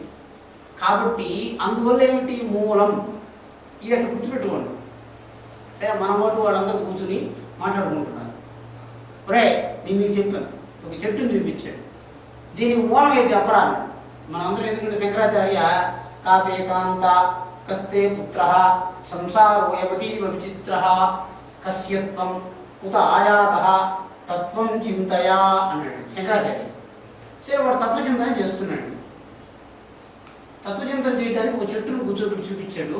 రే, ఈ చెట్టుకు మూలం ఏమిట్రా, ఎక్కడుంది రా అన్నాడు. వాడు వెంటనే తీసుకెళ్ళి ఇదే అండి మూలం అని చూపించాడు. చెట్టుకు వేరు మూలము అన్నాడు. వాడు అడిగాడు, అవునరా, చెట్టుకు వేరు మూలము తెలియటం వల్ల నీకు వచ్చిన జ్ఞానం ఏమి అని అడిగాడు. తెలిసిపోయింది. ఇప్పుడు తత్వ విచారం చేస్తే మీకేమొచ్చింది? చెట్టుకు వేరు మూలం, అంతే. దానివల్ల ఏం జరుగుతుంది మీకు తెలిసింది. నేను చెప్తే మీకు బోధకు రాదు, ఏమొస్తుంది మీకు తెలిసింది కదా నాలెడ్జ్. ఈ ప్రపంచానికంతా భగవంతుడు మూలము జ్ఞానం ఇచ్చేశానండి అనుకోండి. ఏం జరుగుతాము? ఏం జరగదు. గమ్మున కూర్చొని ఉంటారు. పుస్తకాలు భగవద్గీతలో కంఠస్థం చేసేసినారు. భగవంతుడు మూలము, భగవంతుడు మూలము, భగవంతుడు మూలము. What is that? చెట్టుకు వేరు మూలం అని తెలిస్తే ఏం చేస్తారు చెప్పండి మీరు. ఈ సందర్భంలో చెప్పండి. మీరు ఇవాళ లేండి, చెట్టుకు వేరు మూలం ఎందుకు ఎందుకు విచారిస్తున్నారండి దాన్ని? ఏమీ లేదండి. చెట్టు పెరగాలంటే పైన కొమ్మలంతా నీళ్ళతో తడుపుతారా? నీళ్ళు ఎత్తుకొని కొమ్మల్ని తడుపుతా ఉన్నాడండి వాడు. కొమ్మని సోపేసి కడిగినాడు, నీట్గా పెట్టాడండి, మూలం దగ్గర పెట్టాడు. చెట్టుకు మూలము ఇది తెలియటం వల్ల ఏంటి? దానికి నీళ్ళు ఇవ్వాలన్నా, ఉప్పు ఇవ్వాలన్నా, కారం ఇవ్వాలన్నా, ఏమి ఇవ్వాలన్నా మూలానికే ఇవ్వాలన్నాడు. అంటే ఏంటి? ఇప్పుడు మీ క్రియ తెలిసింది. భగవంతుడు సర్వాధికారి తెలిసిపోయింది కదా. ఇప్పుడు ఏం చేస్తారు? మీ సందర్భం మళ్ళీ ఇంకోసం ఇది అన్వయం చేసుకోలేదు, ఎందుకంటే నేను చెప్తున్నాను కాబట్టి. అది మీకే ఉదయించుకోవాలండి. భగవంతుడు సర్వాధికారి తెలిస్తే ఏం చేయాలి? గోవిందుడికి, చంద్రశేఖర్కి, నారాయణమూర్తికి ఏమీ లేదండి, ఆయనే. కానీ వేరు కనిపించినట్టుగా ఆయన కనపడటంలే. ఇప్పుడు ప్రాబ్లం అంటే మనం ఏం చేస్తున్నాము? విషయ జ్ఞానం ముందర చూసుకుంటూ వద్దాం. మీరు ఏం చేయాలి? మీకు ఏం కావాలి? భగవంతుడు ఎందుకు కావాలి? మనకు తెలియదండి. ఎవరో వచ్చారు, నాకు భగవంతుడి దర్శనం కావాలితో కనిపించాను, నేనే భగవంతుడు అనుకోండి. ఉదాహరణ, స్వామి నాకు భగవద్ దర్శనం కావాలి అని అడిగాడు ఇప్పుడు వచ్చి. సరే, భగవద్ దర్శనం ఇప్పించేస్తున్నాను, భగవద్ దర్శనం ఇచ్చేసాను. వాడు వెంటనే ఎక్కడ స్వామి? మీరు భగవంతుడు కాదు కదా స్వామి. కాదు. నీకట్ట తెలిసింది భగవంతుడు కాదని. అంటే నీకు తెలుసు కదా భగవంతుడు అంటే వాసన. అదే చెప్తున్నాను, నువ్వు భగవంతుడు కాదని చెప్తున్నావు కదా. నీ జ్ఞానము ఈ పదార్థం అది కాదు అని చెప్పేంత ఉందంటే, ఇది అవును అని చెప్పటం కన్నా ఇది కాదు అని చెప్పే జ్ఞానం గొప్పది. ఎందుకని? ఇది వంకాయ కాదండి అని చెప్పేసినాడంటే ఎంత క్లియర్ నాలెడ్జ్ అండి అది. మీకు అర్థమైంది కదండి అని చెప్తున్నాడు. నేను భగవంతుడు అని చెప్తే భగవంతుడు కాదని ఎందుకు అంటున్నాడు? వాడు వాసనలో పడిపోయినాడు. ఇంకా వాడికి దేవదర్శనం కాదు. మీకు అర్థమైంది? వాడు ఎవరిని భగవంతుడిని ఒప్పుకోడు. ఇంతకుముందు నేను చెప్పాను కదా, నిన్నటి వరకు చూస్తున్న మన గోవిందుడే కదా ఈరోజు జడ్జి అయినాడు. ఏం గోవిందా బాగున్నావా అని అంటే జడ్జి కోపం వస్తుంది. క్షణంలో పరివర్తన అయిపోయింది. పరివారం మారిపోయింది, లోక వ్యవహారం మారిపోయింది, అంతా మారిపోయింది. మీ మనస్సులో మార్పు రాలే, ఇబ్బంది ఎక్కడ వచ్చింది? అంటే మీకు ఎవరన్నా చెప్పినారా మనం ముందర తిరిగేటువంటి వాడు జడ్జి కాకూడదని? మీరు గట్టిగా అనుకునేస్తున్నాడు, వీడు బాలుడు మనతోనే తిరిగినాడు, ఇది కుక్క, ఇది ఎక్కడ దేవతా స్వరూపం అవుతుంది? నిరోధ వృత్తుల చేత లోకాల్లో దేవతని మనం తిరస్కరించేస్తాం. ఇప్పుడు అందుకే దృఢ భావనయ, ఇప్పుడు మీరు ఏం భావన చేశారు? దృఢ భావనయ గొప్పతనం వచ్చిందండి. మనం ఏమో గ్రహాలు బాగలేవు అని చెప్తున్నామండి, ఏమీ లేదు. లోకంలో ఒక స్థితిలో మన అంతఃకరణాన్ని మన ఇచ్చకు అనుకూలంగా మార్చుకోగలగడమే గ్రహానుకూలత కదా. చూడండి, ఇప్పుడు ప్రపంచంలో ఏమన్నా మారుతా ఉంది, అక్కడ అది అట్లే ఉంది, అది నాది అని అనుకోవటంలో మనకున్నట్టు. అది నాది అని అనుకోవాలంటే మీరేం చెప్పారు? కర్మ చేయాలి. ఉదాహరణ ఏది నాది అనుకోవాలి? ప్రశ్న వచ్చిందండి, నేను క్వశ్చన్స్ వేస్తాను. ఇది ఎవరిదండి? స్వామి. స్వామిని అట్టి చెప్తున్నారు మీరు, తెలియదు మీకు, ఆయన నాదనుకుంటున్నాడు. ఇప్పుడు ఇది ఎవరిదండి? నాది. ఎట్ట చెప్పారండి చెప్పండి? మన ఇంట్లో ఒక బిడ్డ ఉన్నాడు, ఒక బిడ్డ పుట్టాడు, వాడిని నా కొడుకు అని అనుకున్నారండి. ఎట్ట చెప్తారండి మీ కుమారుడు అది? చెప్పండి చూద్దాం. మామూలు గారు బిలీఫ్ కాదండి, యువర్ ఇంపోజింగ్. వాళ్ళ దగ్గర కూర్చోబెట్టి మీ కొడుకు కదా, వాడు ఎత్తుకు మీ కుక్కల దగ్గర వదిలేయండి. ఒక 2 సంవత్సరాలు చూస్తే ఎవరంటాడు? మీ కొడుకు అయితే వాడు చెప్పాలి, మా నాయన చెప్పాలి. ఏ కొడుకు చెప్పడు కదా. అంటే అర్థమేమి? మీరు ఎవరిని తెచ్చుకొని కూడా మీరు నా కొడుకు అని చెప్తే రాత్రి 1 రోజు వాడు మా నాయన చెప్తాడు. దృఢభావం. వాడిని ఏం చేశారు? వాడి పేరేమి? వాడికి పేరు కూడా మనం అప్పుడప్పుడు చెప్తుంటామండి, మీకు అర్థమయ్యేదండి. ఇది కానీ జరగకపోతే నా పేరు మార్చేసుకుంటానండి అన్నాడు. ఏమిటి అర్థం పేరు మార్చుకుంటానంటే తెలుసా మీకు? మనం పేరు మార్చేసుకుంటానంటే పెద్ద ఛాలెంజ్ కింద లెక్క కదా మనకు. ఎందుకని పేరు మార్చేసుకుంటారంటే మన అందరం ఓయిమోడు పెద్ద ఛాలెంజ్ చేశాడని అనుకుంటున్నాం చెప్పండి. వాడు పేరు మార్చుకుంటే లోకంలో ఆ పేరు మీద చేసిందంతా వాడు వదిలేస్తుంది. అంతే, ఇంకేం లే. నా పేరు మార్చుకుంటాను, ఇదంతా ఇది వదిలేస్తాను అది వదిలేస్తాను లిస్టు చెప్పాలంటే కష్టం. ఏమీ లేదు. ఈ రోజు నుంచి నేను చంద్రశేఖర్ని కాదంటే మామూలుగా బాగా గుర్తుపెట్టుకోండి, పీఠాధిపతులు ఈ ఆస్తి నాది కాదు అని చెప్పకూడదు. వాళ్ళు నాది కాదు పోయి నాది కాదని నేను వెళ్ళి నాది కాదని చెప్పడం ఏంటండి? ఇది నా కుమారుడు కాదు అని నేను ఎందుకు చెప్పాలా? మీకు అర్థమైంది కదండి. ఎందుకు చెప్తున్నాను అంటే నాకు డౌట్ ఉంది. అది నేను చెప్పాను, ఒక్క చిన్న శ్లోకం చెప్పి పూర్తి చేస్తాను. లోకానువర్తనం, శాస్త్రానువర్తనం, దేహానువర్తనం, స్వాధ్యాస అని లోకంలో 4 ఉన్నాయి. మనము ఏదైనా ఒక దాన్ని చేయలేకపోతున్నాము అంటే వాడేదో అనుకుంటాడు, వీడేదో అనుకుంటాడు, అందువల్ల దాన్ని చేయలేదు. మీకుందా లేదా? నేను మీ అందరికీ ఉందని నేను చూపిస్తాను. మీరు ఏదైనా మీకు ఇష్టమైన పని కూడా వాడేదో అనుకుంటాడు, వీడేదో అనుకుంటాడు అని మీరు చేయటం లేదు. మీకు ఒక మాట చెప్పాలనుంది, వాడేదో అనుకుంటాడండి అంటే మీ మనస్సులో ఉన్న మాట చెప్పకపోతే మీకు ముక్తి రాదండి. ఇప్పుడు మీరు కారు కొనుక్కొని మీరు ట్యాక్సీ నడుపుతున్నారండి, ఒక్క రోజున మీరు కోరుకున్న దానికి వెళ్ళకపోతే, కారు కొన్న మొదటి రోజు కూడా వచ్చాడు, నన్ను కొనకు తీసుకుపో, నన్ను ఎయిర్పోర్ట్కి తీసుకుపో, అక్కడికి పో జరుగుతుందండి. కారు ఇంట్లో పెట్టి లోపలికి వచ్చాడు, ఏమయ్యా ఒక్క బుద్ధన్నా ఉందా నీకు? కారు కొన్నావు, కారు వేసుకొని పోయి ఒక్కసారి మా ఊరికన్నా తీసుకొని పోయినావా అని భార్య అడిగింది. అంటే ఈ శరీరం వచ్చిన తర్వాత ఈ శరీరంతో నేను కేవలం వాడి కోసం వీడి కోసం అంటే ఏమి?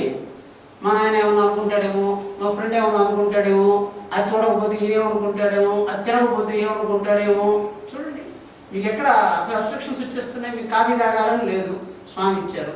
అయ్యో కాఫీ తాగకపోతే స్వామి అనుకుంటారేమో ఒక కప్పు తినాలి. తర్వాత అంటే మీకు కావాల్సినట్టు త్యాగం ఉంటే పర్వాలేదు. ఇక్కడ ఏం చేస్తున్నాము? We are constrain to do what we don't want to do. That's only limited extent కదండి. మొత్తం That is the maximum extent. That is the maximum extent. Limited extent కానే కాదు. నేను మీకు అసెస్మెంట్ నేను చెప్తానండి. ఇప్పుడు గుడ్డ విప్పేసి ఎదుగుపోతున్నారు సన్యాసులు తెలుసా వాళ్ళు? ముందర మీకు తెలియాలండి, అనుకున్నది నేను చేస్తానండి. గుడ్డ విప్పటంలో ఏమీ లేదు. మీరు పిలక పెడతానే నేను ఊరికే కాపు కొట్టానండి, ఏం స్వామి స్టైల్ మార్చారంటే నేను సమాధానం చెప్పాలి, స్టార్ట్ అయిపోయింది. అంటే బాగా గుర్తుపెట్టుకోండి, మీరు చేసిన కర్మలకు మీకు మీరు సమాధానం చెప్పుకోవటం కన్నా లోకంలో 1000 మందికి సమాధానం చెప్పాల్సిన పరిస్థితిలో మీరు ఉన్నారంటే అంత కర్మబంధం ఉందండి మీకు. మీకు అర్థమైంది కదండి? ఇప్పుడు జపం చేయాలి. ఇప్పుడు మీ మనస్సులో నాకేం తెలియదు అన్నారండి మీరు. నాకు అన్నీ తెలుసు అంటే ఏం చేయాలా? ఫర్ ఎగ్జాంపుల్ ఐఎమ్ చంద్రశేఖర్, నేను డాక్టర్ని. ఏం చేయాలండి? So go to A hospital. In the hospital ఒక 10 పుస్తకాలు అయితే, మెడికల్ సబ్జెక్ట్ అంతా ఏం లేదు, 10 పుస్తకాలు. ఆ 10 పుస్తకాలు బాగా కంఠస్థం చేసేయండి. వాడు అడగతాడు దీనికి ఏమి దానికి ఏమి, దీనికి ఏమి దానికి ఏమి. అంటే ఈ చిన్న కథ ఉందండి ఇక్కడ. అంటే డాక్టర్లు వీళ్ళందరూ ఎట్లా నడుస్తారు మామూలుగా, నాకు స్వానుభవం గారు మీకు చెప్తున్నాను. ఒక పేషెంట్ ఒక హాస్పిటల్కి వెళ్ళాడు. సరే, అక్కడ ఒక డాక్టర్ గారు ఉన్నారు. ఆయనకు అంటే అర్థోక్తి పూర్తి జ్ఞానం లేదు. పూర్తి జ్ఞానం లేదంటే ఏంటి? సరే, ఒక స్వామీజీ దగ్గర పోతుండేవాడు ఆ పేషెంట్. ఆయన ఒళ్ళంతా నొప్పులుగా ఉన్నాయి, ఏదో కష్టంగా ఉందంటే హాస్పిటల్కి పోతున్నాయి. ఆయన వెంట డైలీ స్వామి దగ్గర కదా పోతా ఉన్నాడు. ఏమయ్యా 10 రోజులు వ్యాసంలో పడుకోబోయి తగ్గిపోతుంది పోయాలి అన్నాడు. అంటే ఆయన చెప్పాలి, లేదు సార్ మీరే దిక్కండి నాకు, నేను మీ వల్ల బతుకుతా ఉన్నాను అని చెప్పాలి. సరే, ఆయన వెంటనే మళ్ళీ దగ్గరికి వచ్చి 3-4 రోజుల తర్వాత మళ్ళీ స్వామి దగ్గర నువ్వు 10 రోజులు హాస్పిటల్లో పడుకోబోయా అన్నాడు. ఆయన అంటే హాస్పిటల్లో పడుకున్న వాళ్ళందరూ బతుకుతా ఉంటారా? లేదు. ఆశ్రమంలో పడుకున్న వాళ్ళందరూ బతుకుతున్నారా? లేదు. ఎవరు ఈ భావన చేస్తున్నారంటే అయితే ఆయనకు అజ్ఞానం ఉంది. ఆయన అట్లా అనుకుంటున్నాడు కాబట్టి ఆయనకు కష్టం వచ్చింది. నేను హాస్పిటల్లో పడుకుంటేనే బతుకుతాను అని అనుకుంటే ఆయన చికిత్స చేస్తాడు కదా. అంటే ఇప్పుడు ఏమైంది? స్వాధ్యాసాపనయం. ఆయన చెప్పలే, ఆయన కష్టంగా ఉందన్నమాట. హాస్పిటల్లో పడుకుంటేనే బతుకుతారు వీడు చెప్పాలి. హాస్పిటల్లో అదే శాస్త్రం ఎట్టుంటుంది ఈ విషయం మీద చక్కగా చెప్పిందండి శాస్త్రం. ఏమని నాయన, పుస్తకాల్లో విషయం ఉంటుంది. యాదేహే తత్వపరిజ్ఞానం వేదనాయాశ్చ నిగ్రహ. అంటే నీకు జబ్బు వచ్చింది అంటే ఈ మందు వేసుకుంటే తగ్గుతుంది. ఇంతకుముందు చెప్పాను కదా, ఉప్పు నీళ్ళు. మనం అందరూ ఎందుకు చచ్చిపోతుంటామండి? మోషన్స్ అయితే చచ్చిపోతున్నాడు ఒకడు. శరీరంలో నీళ్లను వదిలిపెట్టేస్తే చచ్చిపోతున్నాడు. నీళ్లను ఎందుకు వదిలిపెట్టేసినాడు అని అడిగినారండి. బంగారం ధర పడిపోయింది కాబట్టి స్వెట్టింగ్ వచ్చి డీహైడ్రేషన్ అయి చచ్చిపోయినాడు. ఇంకా ఇంకేం లేదు, సింపుల్ రీజన్. అబ్నార్మల్ స్వెట్టింగ్ వచ్చేసింది, చొక్కా కలిసిపోతా ఉందండి. ఒకడికి క్రిమి పట్టింది, చచ్చాడు. అదే చెప్తున్నాడు, నీకు మృత్యు వచ్చింది అంటే పంచభూతాన్ని నువ్వు గట్టిగా పట్టుకోలేకపోతున్నావు. నువ్వు పంచభూతాలను పట్టుకుంటాను వదిలేస్తాను అనుకునేదానికి పనికి మాన కారణాలు పెట్టుకున్నావు. అంటే ఏం కారణం పెట్టుకున్నాడు? నాకు చెప్పండి, బంగారం ధర పడిపోయిందని. ఏం చెమట పట్టలేదండి, దాహం వేయలేదండి, వణుకు రాలేదండి, ఏమి జరగలేదు కదా. ఒక దగ్గర మీ బంగారం ధర పడిపోయింది అంటే గుండె దడదడదడదడం కొట్టేసుకుంటుంది. లేదా ఇంకోటి, అక్కడ కుక్క వచ్చి ఉండాలి, మిమ్మల్ని గడిచింది పిచ్చి కుక్క అంటే కరవాసన కొనుక్కోలే. మీరు మొన్న సాయంకాలం కూర్చుని ఉన్నారు కదా, అక్కడ ఒక కుక్క ఉండింది, మిమ్మల్ని నాకింది, దానికి పిచ్చింది, మీరు జాగ్రత్తగా ఉండండి అంటే వాడికి పోయి సూది వేసుకునే పర్యంతం వాడికి శాంతి పడింది. అంటే ఏమిటి?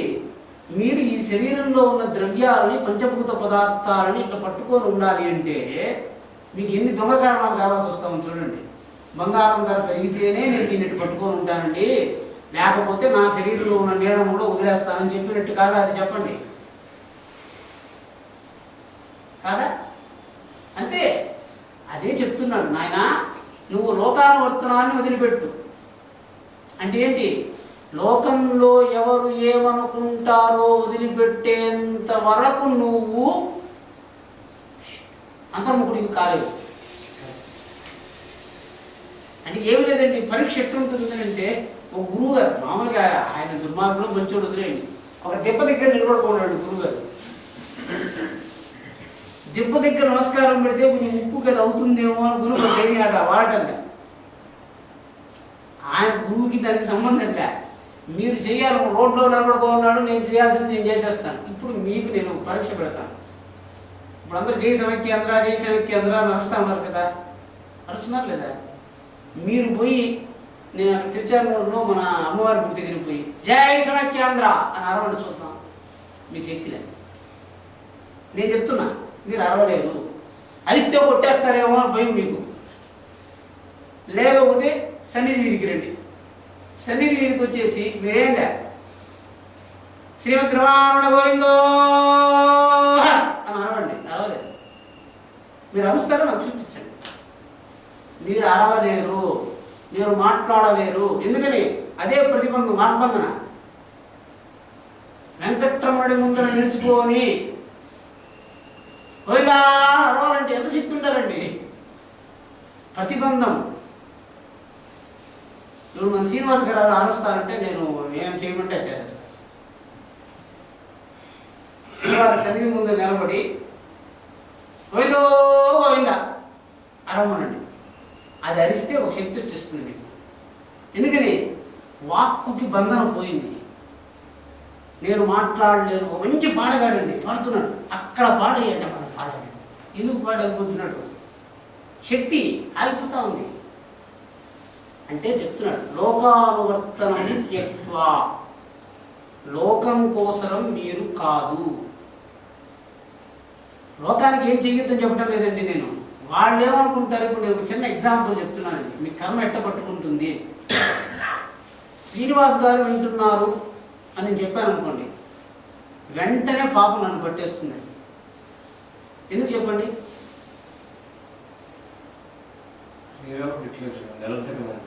అది కాదు. శ్రీనివాస్ గారు వింటున్నారు అని నేను చెప్తే ఆయన విన్నాడా లేదా నాకంటే తెలుసు. వింటలే. ఎప్పుడు కూడా పరకర్తృకమైనటువంటి వాక్యాలను మీరు ఉచ్చరించకూడదు. అట్టొద్దండి. గురువుగారు చెప్పారండి.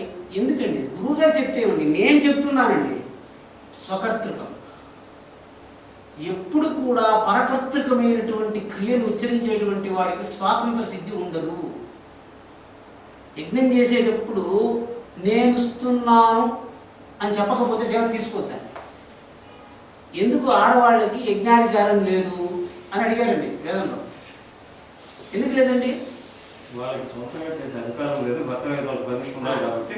పితాక్షతి కౌమారే భర్తాక్షతి యవ్వనే పుత్రాక్షతి వార్ధక్యే నా స్త్రీ స్వాతంత్రం అనగా ఏమీ లేదండి. ఇక్కడ ఏదో వస్తువు ఉంది, స్వామి నాకు ఇది కావాలి, అదే పట్టుకోమండి అని ఇచ్చేసిన తర్వాత ఇచ్చేసేయండి స్వతంత్రంగానే. ఒక 2 గంటల తర్వాత వాడు భార్య ఆయన ఎవడే ఇచ్చేది మీకు, ఆయనకేం అధికారం ఉంది, నాకు ఇచ్చేయి. మీకు అర్థం చూశారండి? యజ్ఞంలో త్యాగం చేయటానికి మీ సమయం ఏదుంది మీ దగ్గర నాకు చెప్పండి. మీరు మీ భార్యని మీ పిల్లల్ని సంప్రదించకుండా గురువు గారికి సమర్పించడానికి మీ దగ్గర ఏముంది? మీ దగ్గర ఏమీ లేదు. కాబట్టి మీరు యజ్ఞకర్తలు కాదు. ఏముంది చెప్పండి? అంటే అట్టని మీరు వితండంగా చేయబోతారు. వితండంగా కాదు, మీకు వెంటనే రచ్చొచ్చి మీరు ఇచ్చేస్తూనే మీరు అట్టిచ్చినాడు అని ఇష్యూ వచ్చేస్తుందండి. మీకు అర్థం చూసారా? అంటే ఏంటి? లోకవర్తనం. లోకవర్తనం అంటే సంసారవర్తనం. పిల్లలు, భార్య. ఏమంటే నాయన 24 గంటలు స్వామి దగ్గర కూర్చొని ఉన్నాడు. నాకు తెలుసండి. అంటే చిన్నతనంలో తెలుసు. మా అన్నగారితో ఎవరో కూర్చోన్నారంటే ఎవరో కోపడుతున్నారో నేను చూస్తూ ఉండేవాడు. అంటే ఆయన 1 గంట కూర్చోవచ్చు, 2 గంటలు కూర్చోవచ్చు, 3 గంటలు కూర్చోవచ్చు, 4 గంటలైతే నేను ఒప్పుకోనండి. వచ్చేయాలి అంతే, టైంకి వచ్చేయాలి. ఈ టైం నుంచి ఇది నాది, ఇప్పుడు నాతోనే ఉండాలి, నాతో మాట్లాడి. చూశారు కదా, ముక్తి రావాలి కదా. ఇప్పుడు మీకు స్వర్గానికి వెళ్ళాలండి. మీరు భగవంతుడు ఏం లేదు, ఈ కళ్ళు చెవినట్టు వదిలేసి వెళ్ళిపోతానని చెప్పడానికే మనం ఇంత ప్రయత్నం చేస్తున్నాం. మీకు అన్నీ అయిపోయింది, పిల్లలు ఉన్నారు. సంసారం అంటే ఏంటండి చెప్పండి? సంసారం అంటే ఏమి? మనం అందరం ఆడేస్తున్నాం ప్రతిరోజు పదాలు. సంసారం అంటే ఏంటండి? సత్యామృత మిథునీకరణం. ఒక నిజంతో ఒక అబద్ధాన్ని చేరిస్తే సంసారం తయారవుతుంది. శంకరబాబు ఏమిటి ఆ నిజం చెప్పండి? ఈమె నాకు భార్య అనే దాంట్లో ఒక నిజం ఉంది, ఒక అబద్ధం ఉంది. ఎక్కడ చెప్పండి?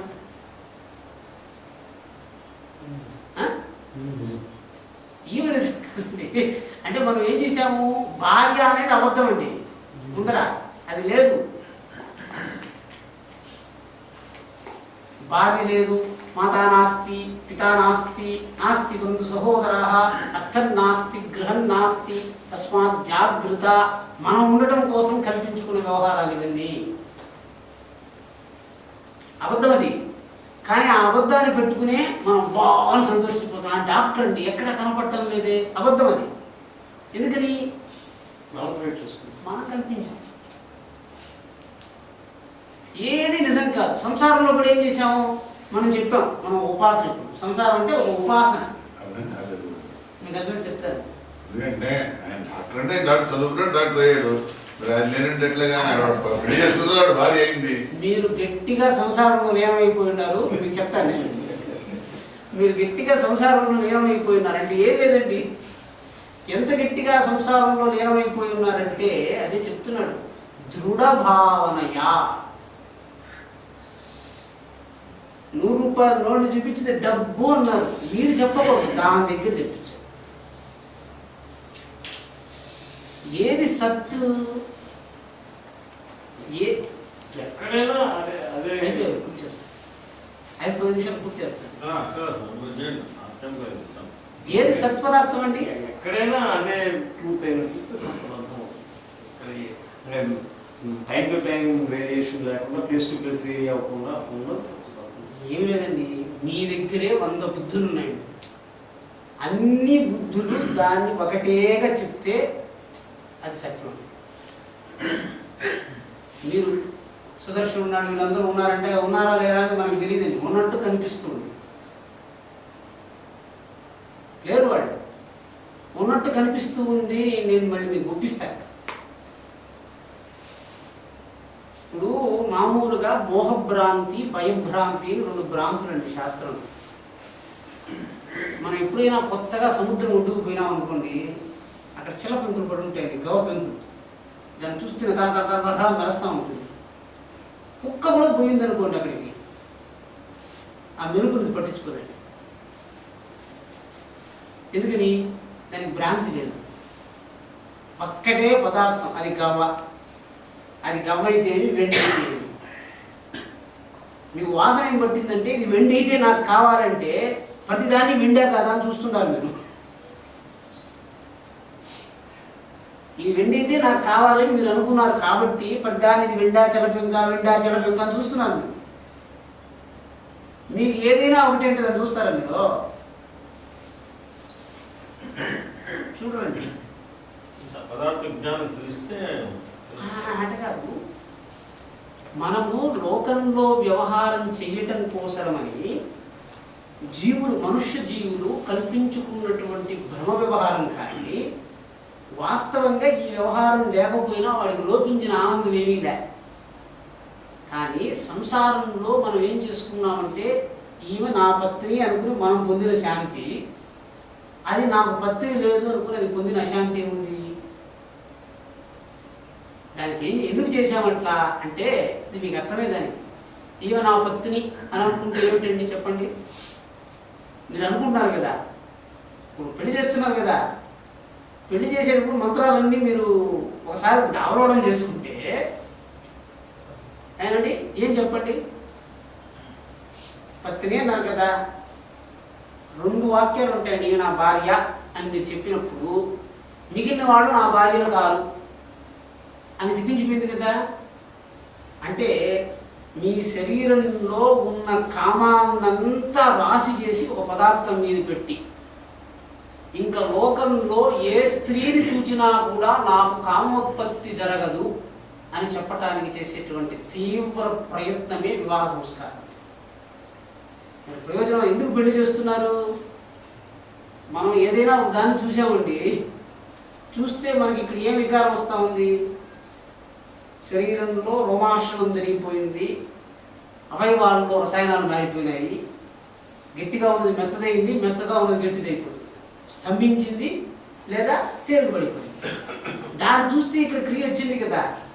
ఈ క్రియను ఆపటంలో మనం ఏం చేసాము? లోకంలో ఈ ఒక్క స్త్రీ తప్పనిచ్చి ఇంకా ఏ స్త్రీ వల్ల కూడా ఈ శరీరంలో తాదృశ వికారం నభవతి అని సంస్కారం. దానివల్ల ఏమని చెప్పండి? కామం తగ్గిపోయింది. అట్లా చేయలేదనుకోండి, మీ శరీరం మీద కామం 24 గంటలు ఆవేశించిపోయి 24 గంటలు మీరు కాముకులైపోతారు. ఎప్పుడు కామం వస్తుంది, ఎప్పుడు వెళుతుంది తెలియదు. పరమాత్ముడు ఏం చేశాడు? జీవుల యందు కామము సమానముగా వర్తించవుగాక అని బోధించాడు. బోధించాలంటే ఏమైంది? ఆయన కల్పించాడు ఒక నియమాన్ని. అందుకే నేను ఉదయం మీకు చెప్పాను, అందరికి కొంచెం జూప్స్గా ఉండొచ్చును. అంటే బాగా గుర్తుపెట్టుకోండి, వేదం చెప్పింది కాబట్టి వదిలేయండి అంటే మీకు అందరికి కోపం వస్తుందండి నిజంగా, అంతే కదా. నేను మీకు ఉదయం నిన్న చెప్పానండి, బ్రహ్మ సరస్వతిని వివాహం చేసుకున్నాడు అని భాగవతంలో చర్చ వచ్చిందండి. ఇప్పుడు మనం ఏం చేసామంటే బ్రహ్మ సరస్వతిని వివాహం చేసుకున్నాడండి, పశుపక్షాలలో ఉన్నాయి కదా, వేదకాలంలో ఈ వాయువర్షలు ఏమీ లేవు, బ్రహ్మ సరస్వతిని వివాహం చేసుకోవడం దోషం కాదన్నాడు. ఇప్పుడు మీరు చెప్పాలి, బ్రహ్మ సరస్వతిని వివాహం చేసుకుంటే దోషము అని వాడికి తెలిసిపోయింది అనుకోండి, వాడు ఒప్పుకుంటాడా? మళ్ళీ వాడికి తెలిసిపోయింది అనుకోండి, అంటే మీకు అర్థం కావటానికి అంత నిప్పు కణికలు అక్కడ పోతున్నానండి. చేత్తో నిప్పును తాకొద్దు, చెయ్యి కాలుతుంది అని ఎవరన్నా చెప్పాలండి? కారకాయ తినొద్దండి, నోరు చేదుగా ఉంటుంది అని చెప్పాలండి? చెప్పటంలే. ఇవన్నీ స్వానుభవ వాక్యాలు. అది చేస్తే కష్టం వచ్చి ఇప్పుడు మీకు అర్థమైంది అనుకోండి. వృషభాచార్యుడు వైద్య చింతామణిలో చెప్తున్నాడండి, ఏమని? స్వగోత్ర స్త్రీ సమాగమాత్ భగంధర వ్యాధి అన్నాడు. స్వగోత్ర స్త్రీ సమాగమం చేస్తే భగంధర వ్యాధి వస్తుంది అని చెప్పి వృషభాచార్యుల వారు వైద్యరత్నాకంలో చెప్పారు. భగంధరం అంటే ఏంటండి? ఫిస్టులా అండి. ఫిస్టులా అంటే ఏంటి? ఇప్పుడు ఈ 2 గదులు ఉన్నాయి కదండి, ఈ 2 గదుల్లో ఈ గది నుంచి ఆ గదికి ఎవరు వెళ్ళకూడదని మనం గదిని గోడ కట్టుకున్నాం. ఒక ఎలుగు వచ్చి ఈ గదికి ఆ గదికి రంగం కొట్టేసింది అనుకోండి, ఈ గదిలో ఉన్నది ఆ గదికి, ఆ గదిలో ఈ గదికి వచ్చేస్తుంది. ఆ రకంగా గుదరంధ్రానికి వీర్యకోశానికి క్రిమి రంధ్రం పెట్టేస్తుంది స్వగోత్ర స్త్రీని వివాహం చేసుకుంటే. అప్పుడు ప్రశ్న వచ్చిందండి, పశుపక్షాదులంతా స్వగోత్రం కాదండి, స్వపుత్రుడిని సమాగమం చేస్తుంది కదా, వాడికి భగంధరం రాలేదని అడిగాడు. ఇది బాగా గుర్తుపెట్టుకోండి. అంటే శాస్త్రవాక్యాన్ని మనం అర్థం చేసుకుంటే కానీ ఆ దోషం రాదు. ఇప్పుడు మనుషులకు వచ్చేస్తుందండి ఆ జబ్బు, అది నేను చెప్తాను అర్థమని. బంగారం ధర పడిపోయింది కుక్కకి చెప్తే ఏమైనా వచ్చిందా? రాలేదు కదా, మనకు వచ్చేసింది కదా. అంటే మనం ఎక్కువ సెన్సిటివ్ అయిపోతున్నాం అనుకుని మనం ఎక్కువ జబ్బులు కల్పించుకున్నాం. అందువల్ల శాస్త్రం ఏం చెప్పింది? పశుపక్ష్యాదులకు లేనటువంటి దుఃఖము మనం ఉండకూడదండి. వచ్చాలనుకున్న సుఖము ఉండొచ్చు, ఉండదు. దుఃఖం వచ్చేస్తా ఉంది కదా. మీరు బంగారం ధర పడిపోయిందంటే ఈయన చంపేయచ్చు అంటే వాడికి ఇంకేముందండి? ప్రశాంతంగా ఆయన కూర్చో ఉండేటప్పుడు ఆయన దగ్గరికి పోయి, సార్ బంగారం ధర 4,000 పడిపోయిందండి సార్ అంటే, ఏమబ్బా అంటే ఇక్కడ పడిపోతున్నాడు కదా. ఇప్పుడు ఇది పక్కన పెట్టండి. నేను మీకు ఇక్కడ ఒక విషయం చెప్పాలండి. పాపం అంటే ఏంటండి? ఉదయం చెప్పాను, నేను చెప్పింది నేను కాదనటం అన్నాడు. నేనే చెప్తున్నాను, నేనే దాన్ని కాదన్నానంటే పాపం అయిపోతుంది. అంటే ఇప్పుడు దానికి అర్థానికి నేను ఉదయం చెప్పాను, ఒక పెద్ద వామి వేసుకున్నారండి, ఆవుల్ని విడిచిపెట్టేస్తున్నారండి. ఏమండి? వామిని ఆవు మెయ్యకూడదు. మంచి చేను, పచ్చగా చేను ఉందండి, ఏమీ కంచె వేయలేదు, ఆవులన్నింటినీ విడిచిపెట్టేస్తున్నారు. ఏమండి? ఆ కంచెలో పడి కంచె దాటి ఆ చేను దగ్గరికి ఆ పశువులు వెళ్ళటం లేదు. బాగా అర్థం చేసుకోవాలండి. అక్కడ చేను ఉన్నది, అక్కడ ఆవులు ఉన్నాయి, ఆవులను వదిలేస్తున్నారు, చేను విరగదాసింది, దానికి ముందర ఎండిపోయినటువంటి గడ్డి తింటా ఉంది, చేను ఇది పట్టాలి. ఎందుకు చెప్పండి? ఉదయం చెప్పాను, మిగిలిన వాడు యోచించండి. ఎందుకు? ఏం చేస్తే అది పడదు చెప్పండి. మీకు అర్థమైందండి? వేదంలో దానికి ఏం చెప్పారంటే పంచగవ్యం అన్నారు. పంచగవ్యం అంటే ఏంటి? ఏ జీవి కూడా తాను విడిచిపెట్టిన మలాన్ని మళ్ళీ గ్రహించదు. ఇప్పుడు మీరేం చేయాలా? ఆవు పేడ నీడలో కలిపి కళ్ళాకు కొట్టేశారంటే మీకు చేనులోకి తేడా. ఆవు మీరింది దాన్ని. మీకు తార్కాణం ఏమి? గడ్డిని తీసుకోండి, కొంచెం పేడ ఉంచండి, దాని దగ్గర పెట్టండి, ఎండబెట్టి దాని ముందర వేయండి, తిందండి. తింటుందా? తినదు, పరిస్థితి లేదు. లేకపోతే పేడ తింటూ ఉంటుంది కదా ప్రతిరోజు. మీకు ఆహారం ఇస్తే పేడ వేసేయచ్చు కదా, అంతే కదా. ఇప్పుడు మీరు బాగా గుర్తుపెట్టుకోండి, లోకంలో ఇది మలము, దీన్ని నువ్వు తినొద్దు అని ఆవులకు ఏమన్నా చెప్తున్నారా? అది బోధండి, ఇది మీకు ముందు అర్థం కాదు. ఈ మలాన్ని నువ్వు తినద్దు ఎవరన్నా చెప్పారా? వేదం కూడా చెప్పలేదండి, స్వబోధ వచ్చేసింది వెంటనే వాడి. అంటే పుట్టిన పిల్లవాడికి అదే అక్కడ కొన్ని ప్రశ్నలు నేను చెప్పాలి. పశుపక్ష్యాదులు కూడా, ఈయనబడిన దూడ కూడా తినదండి, కానీ మనుష్యుడు భక్షిస్తాడు. మనుష్యుడు మాత్రం వాడిని విడిచిపెట్టేస్తే అపరిణిస్తున్న వాళ్ళు చెప్తున్నారండి. బాల్యే దుఃఖాతిరేకాన్ మరలునిదవపు స్తన్యపానే పిపాసాన్ నో శక్తశ్చేంద్రియేభ్యః భవగుణజనితా జంతమోమాంతుదంతి నానా రోగాది దుఃఖాద్ దురిత పరవశ శంకరం న స్మరామి. అంటే ఏంటి? ఆదౌ కర్మ ఫస్ట్ మనకు అంతా చెప్తున్నాడు. ఏమిటి?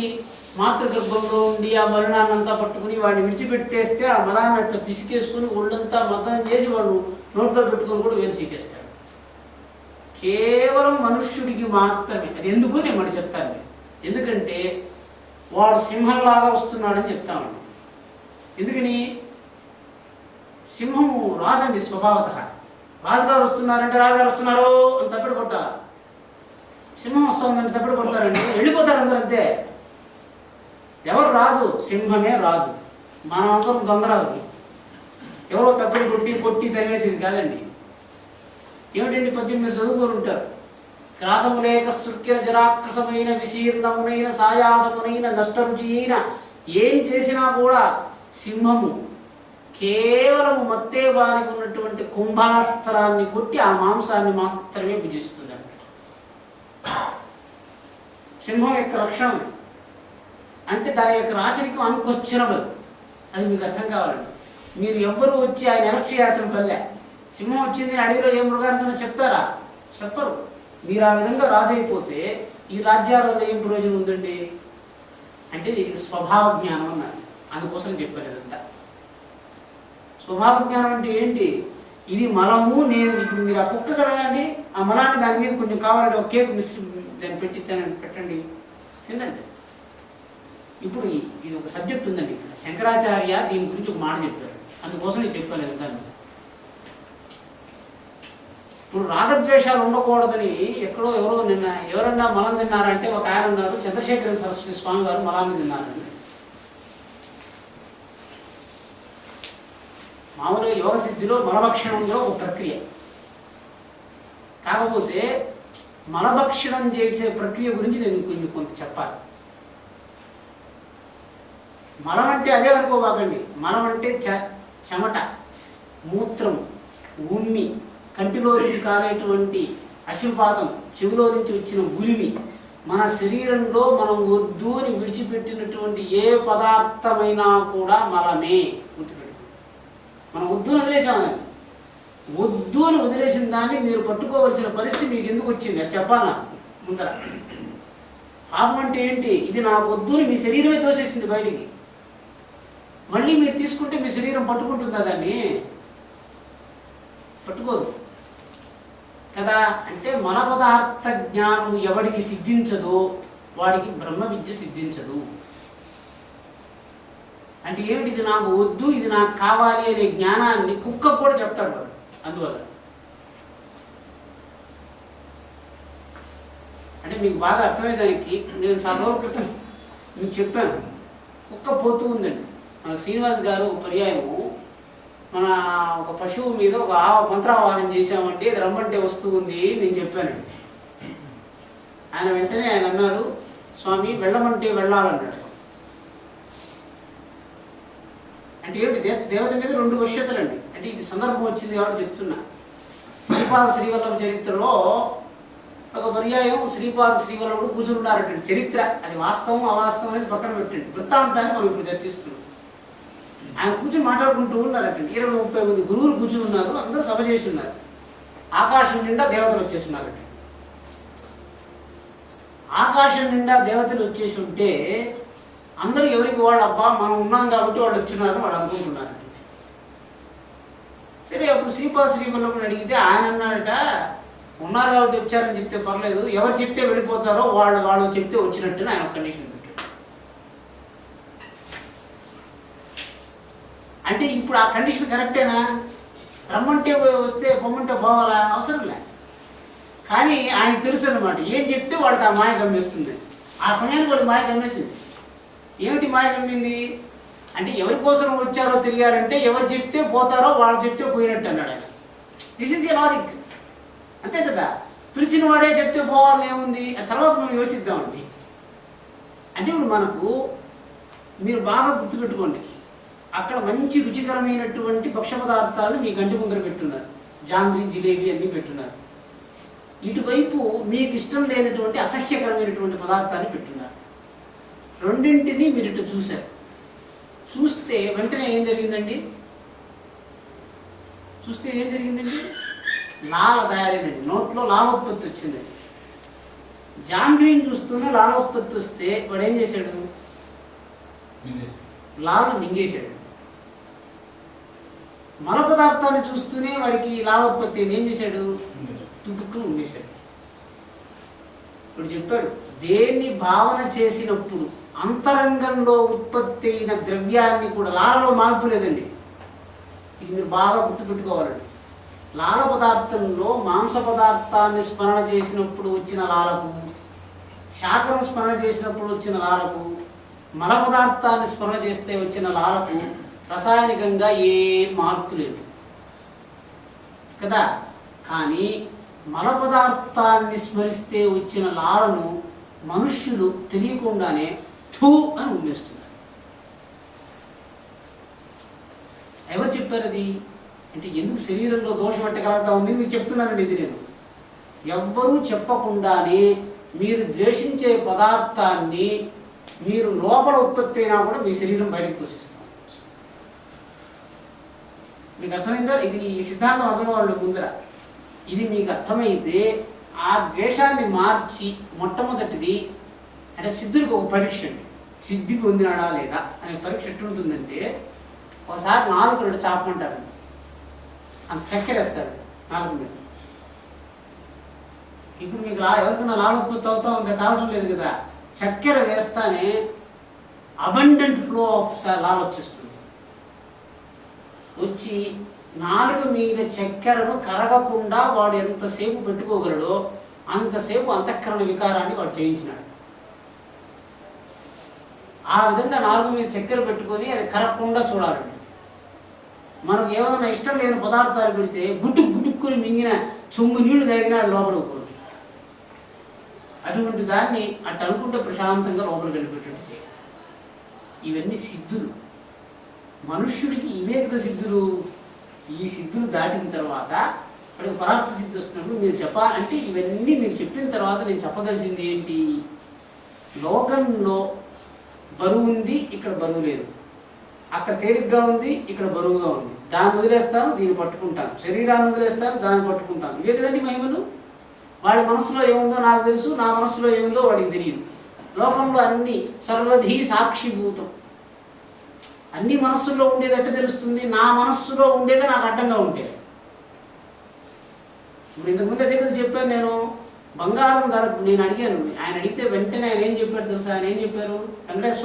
వెంకటేశ్వరుడు ఎవరంటే ఏం చెప్పారు? కొండ మీద అన్నాడు. మీరు మామూలు ఎప్పుడైనా పోయి మీకు వెంకటేష్ తెలుసా అంటే మా ఫ్రెండ్ కదా అంటాడు. ఎందుకని? వెంకటేశ్వరుడు అని చెప్తూనే బ్రహ్మ పదార్థం జ్ఞాపకం వచ్చేసిందంటే సిద్ధి అయిపోయినట్టు వాడికి అర్థం. మీరు ఎన్నిసార్లు, అందుకే నేను చాలా రోజుల క్రితం ఒక కథ కాదు, ఒక వాస్తవమైన వృత్తాంతం చెప్పాను, మీకు గుర్తొచ్చేది మళ్ళీ చెప్తున్నాను. కంచిమఠంలో అమ్మవారి బొమ్మ తీయించారండి ఒక పర్యాయం. అమ్మవారి బొమ్మ అంటే ఇప్పుడు కామాక్షి విగ్రహం ఫోటో వేయించాల్సి వచ్చింది. ఫోటో వేస్తే ఎట్లా చేస్తారండి దాన్ని? మోడల్ పెట్టుకుంటారు కదా, మోడల్. సరే ఆ మోడల్ని పెట్టుకొని ఆ అమ్మవారి ఫోటోని వేయించారండి. ఈ చంద్రశేఖర సరస్వతిన దాని పూర్వం ఉన్న వాళ్ళు నాకు జ్ఞాపకం లేదు. బొమ్మ వేయించిన వెంటనే సరే భక్తులు వస్తున్నారు పోతున్నారు, స్వామివారికి వస్తే ఆయన ఆ బొమ్మని మూమెంట్ ఇస్తున్నాడు. సరే ఈ విధంగా ఇచ్చే దాంట్లో ఒక ఆయనకి ఆ మూమెంట్ ఇస్తే ఒక 15 రోజుల తర్వాత మళ్ళీ ఆ ఫోటోని పట్టుకుని ఆయన దగ్గరికి వచ్చేసాడు. వచ్చి ఫోటో ఆయన దగ్గరికి ఇచ్చి, స్వామి మీరు నన్ను చాలా సంకటంలో పెట్టేసినారు అన్నాడు. ఏం స్వామి అంటే, మీరు మోడల్గా వేసిన పిల్ల నా భార్య స్వామి, ఆ ఫోటోని చూస్తే నాకు అమ్మవారి జ్ఞాపకం రావడం లేదు, మా భార్య జ్ఞాపకం వస్తా.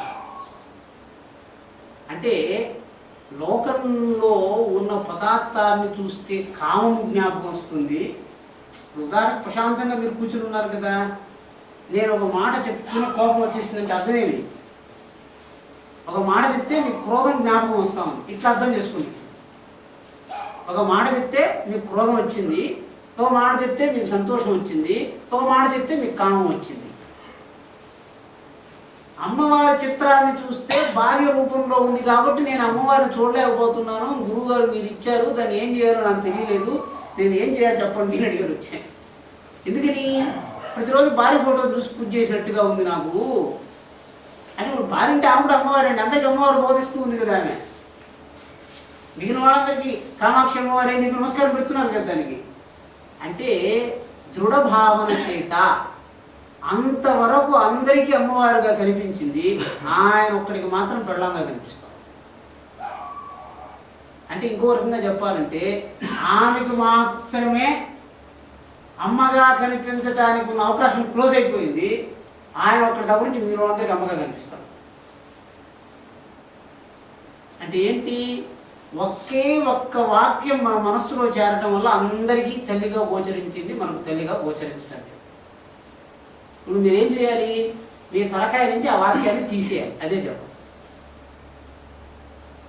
మీ తలకాయలో ఆ వాక్యం జపం చేస్తే ఏమైంది? మీ తలకాయ నుంచి ఆ వాక్యం తీసేస్తే అందరికీ గోచరించినట్టు మీకు కనిపిస్తుంది.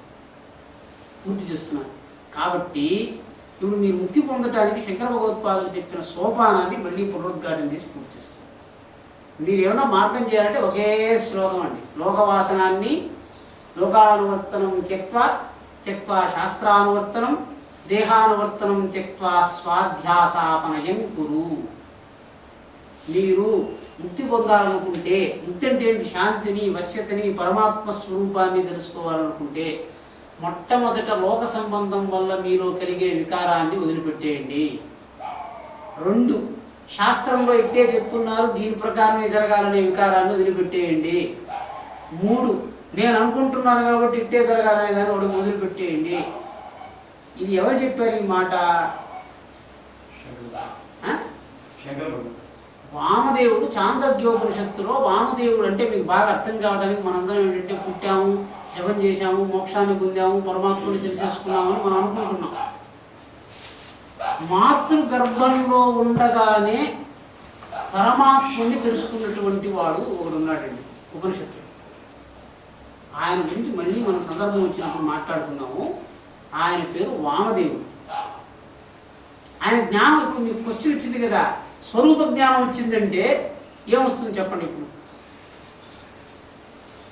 స్వరూప జ్ఞానం వచ్చిందంటే ఏమవుతుందో చెప్తున్నానండి, మీకు అర్థమయ్యేదానికి. కోటేశ్వరరావు గారు మీరు డాక్టర్ అండి అంటే మీరు డాక్టర్ అయిపోలేరండి, స్వరూప జ్ఞానం వచ్చింది అని రాకపోతే. వామదేవుడు ఏం చెప్పాడంటే గర్భంలో ఉండగానే నేనే ఈశ్వరుణ్ణి, నేనే సూర్యుణ్ణి, నేనే పరమాత్మను, నేను సర్వాత్మను అని చెప్పేసాడటండి ఆయన. అంటే ఏంటి? మీకు వచ్చినటువంటి జ్ఞానము మీరు ఆ స్వరూపంగా ఉన్నదానికి అడ్డుకోదండి. ఇది బాగా అర్థం కావాలండి. ఇప్పుడు మన సుబ్రహ్మణ్యం కూడా బాగా జ్యోతిష్ శాస్త్రం అంతా బాగా అధ్యయనం చేసి గట్టిగా ధారణ చేసేసి ఉంటాడు. కానీ చెప్పడానికి వచ్చేటప్పుడు ఉదాహరణకి శ్రీపాదభట్టు గారు ఎవరో ఒక ఆయన వచ్చి సుబ్రహ్మణ్యం కొంచెం ఒకసారి నా జాతకం చూడు అన్నాడు అనుకోండి. సార్ మీకేం సార్ నేను చెప్పేది అని అంటున్నాడు చూసారా? అంటే ఉదాహరణకి ఒక శాస్త్రాన్ని అధ్యయనం చేసినటువంటి వాడు ఆ కర్మను చేసేటప్పుడు ఇక్కడ నేను చేయలేను అనే ప్రతిబంధమే కదా సర్వజ్ఞతా దోషం. వాడికి అర్థం వచ్చేస్తుంది. అది ఏంటి? ఆమె భార్య అనుకోవటం వల్ల అందరికీ కనిపించే అమ్మవారికి ఏం కనపడదు. సర్వజ్ఞ వామదేవుడు అనుకున్నాడంటే ఈ శరీరాన్ని నేను అనే భావాన్ని వదిలేస్తే మీకు సర్వజ్ఞత వచ్చేస్తుంది. ఇప్పుడు మనం మోక్షం గురించి చెప్తున్నానండి. మనం ప్రతిరోజు నువ్వెవరై అంటే నేను శరీరాన్ని, అది స్వాధ్యాస. ఇప్పుడు మీరు ఏమేమి వదిలిపెట్టాలి? నేను శరీరాన్ని అంటే మీకు క్వశ్చన్ వచ్చు, నేను శరీరాన్ని కాదా? మీరు ఎప్పుడు నాకు ఉపదేశిస్తే అంటే మీకు అందరికీ తెలుసు కాబట్టి నేను చెప్పటం. నేను శరీరాన్ని కాదు అని మీకు ఎప్పుడు తెలుస్తుందండి? స్వప్నంలో, నిద్రలో తెలుస్తా ఉంది కదా. ఎప్పుడు ఇది శరీరము, నేను శరీరాన్ని అని చెప్పేస్తే 24 గంటలు మీరు శరీరంగా ఉంటారు. సత్యమేమి? ఆయన అడిగిన సత్యం అంటే ఏంటంటే దేశము, కాలము, వస్తువు అనే 3 సత్తల చేత బాధింపబడకుండా త్రికారాబాధ్యం నిత్యం. నిత్యం యత్ నిత్యం యత్ సత్. అందుకే శ్లోకం ఏమిటండి? నాసతో విద్యతే భావో నాభావో విద్యతే సతః ఉభయోరపి దృష్టాంతః అనయోస్తత్వదర్శిభిః. గీతాశాస్త్రంలో శ్లోకం. అంటే ఏం చెప్పండి? ఆ శ్లోకానికి అర్థం మనం యోచించలే, శ్లోకం చెప్పుకుంటూ పోతూ ఉంటాం. నా భావో నాసతో విద్యతే భావః. లేని దానికి భావమే లేదు. ఇప్పుడు లోకంలో లేకుండా ఉంది అనుకునే పదార్థాలు నాకు కొన్ని చెప్పండి. ఇప్పుడు మీరు అడిగిందని చెప్తున్నాను. లోకంలో లేదు కానీ మనం ఉంది అని చెప్తున్నాం. ఎవరు వాళ్ళు? మాతాపితరులు, వీళ్ళందరూ లోకంలో ఉండేవాళ్ళు కాదండి. ఎట్లా తెలుస్తుంది? ఇప్పుడు మా అమ్మ అని మీరు చెప్తూనే మీ నాన్నగారికి భార్యగా కనిపించింది కదా. అమ్మని చూపించాము, మా అమ్మ అన్నాను, వెంటనే నాన్నగారు నా భార్య అన్నాడు కదా. మీరు చెప్పాడు, మీ నాన్నగారు చెప్పాల్సిన పని మీరే మా నాన్నగారి భార్య అని చెప్పేస్తారు. మీ సంబంధంతోనే మా నాన్నగారి భార్య నాకమ్మ అని చెప్పాడు అనుకోండి. ఇప్పుడు మీరు చెప్పండి, ఈమె నాకు అమ్మ కాదు మా నాన్నగారికి భార్య అని చెప్పడం కూడా సిద్ధించింది కదా.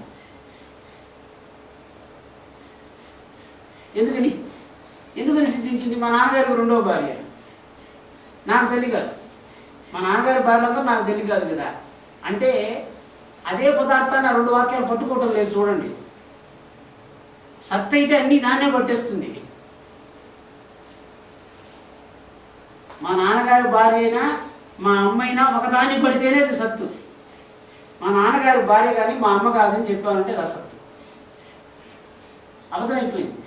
ఎందుకని? ఇంకో వాక్యంతో కొట్టేశాను కదా. ఇప్పుడు రమణమూర్తి గారు ఉన్నారు నేను చెప్పాను అనుకున్నా, ఆయన లేదంటే ఏంటి? నాకు భ్రమ ఉంది లేదా ఆయన భ్రమ ఉంది అంటే ఇద్దరు కాదు, ఇద్దరి గురించి నేను చెప్పటంలే. నేనే 2వ వాడు ఉంటే మళ్ళీ మాయ వచ్చేస్తుంది. నేను ఒక్కడే ఉన్నాను. ఇప్పుడు ఇది ఎందుకనంటే, ఇప్పుడు మీకు దాహం వచ్చింది కదా ఇంతకుముందు. నీళ్ళ వల్ల దాహం వచ్చిందా, బంగారం వల్ల వచ్చిందా దాహం? మామూలుగా దాహం వస్తే నీళ్ళ వల్లే కదండి రావాలి. బంగారం ధర తగ్గిపోతే దాహం వచ్చింది కాబట్టి ఏమైంది? దాహం కూడా అబద్ధం. 2 కారణాల వల్ల వచ్చింది కదా అది.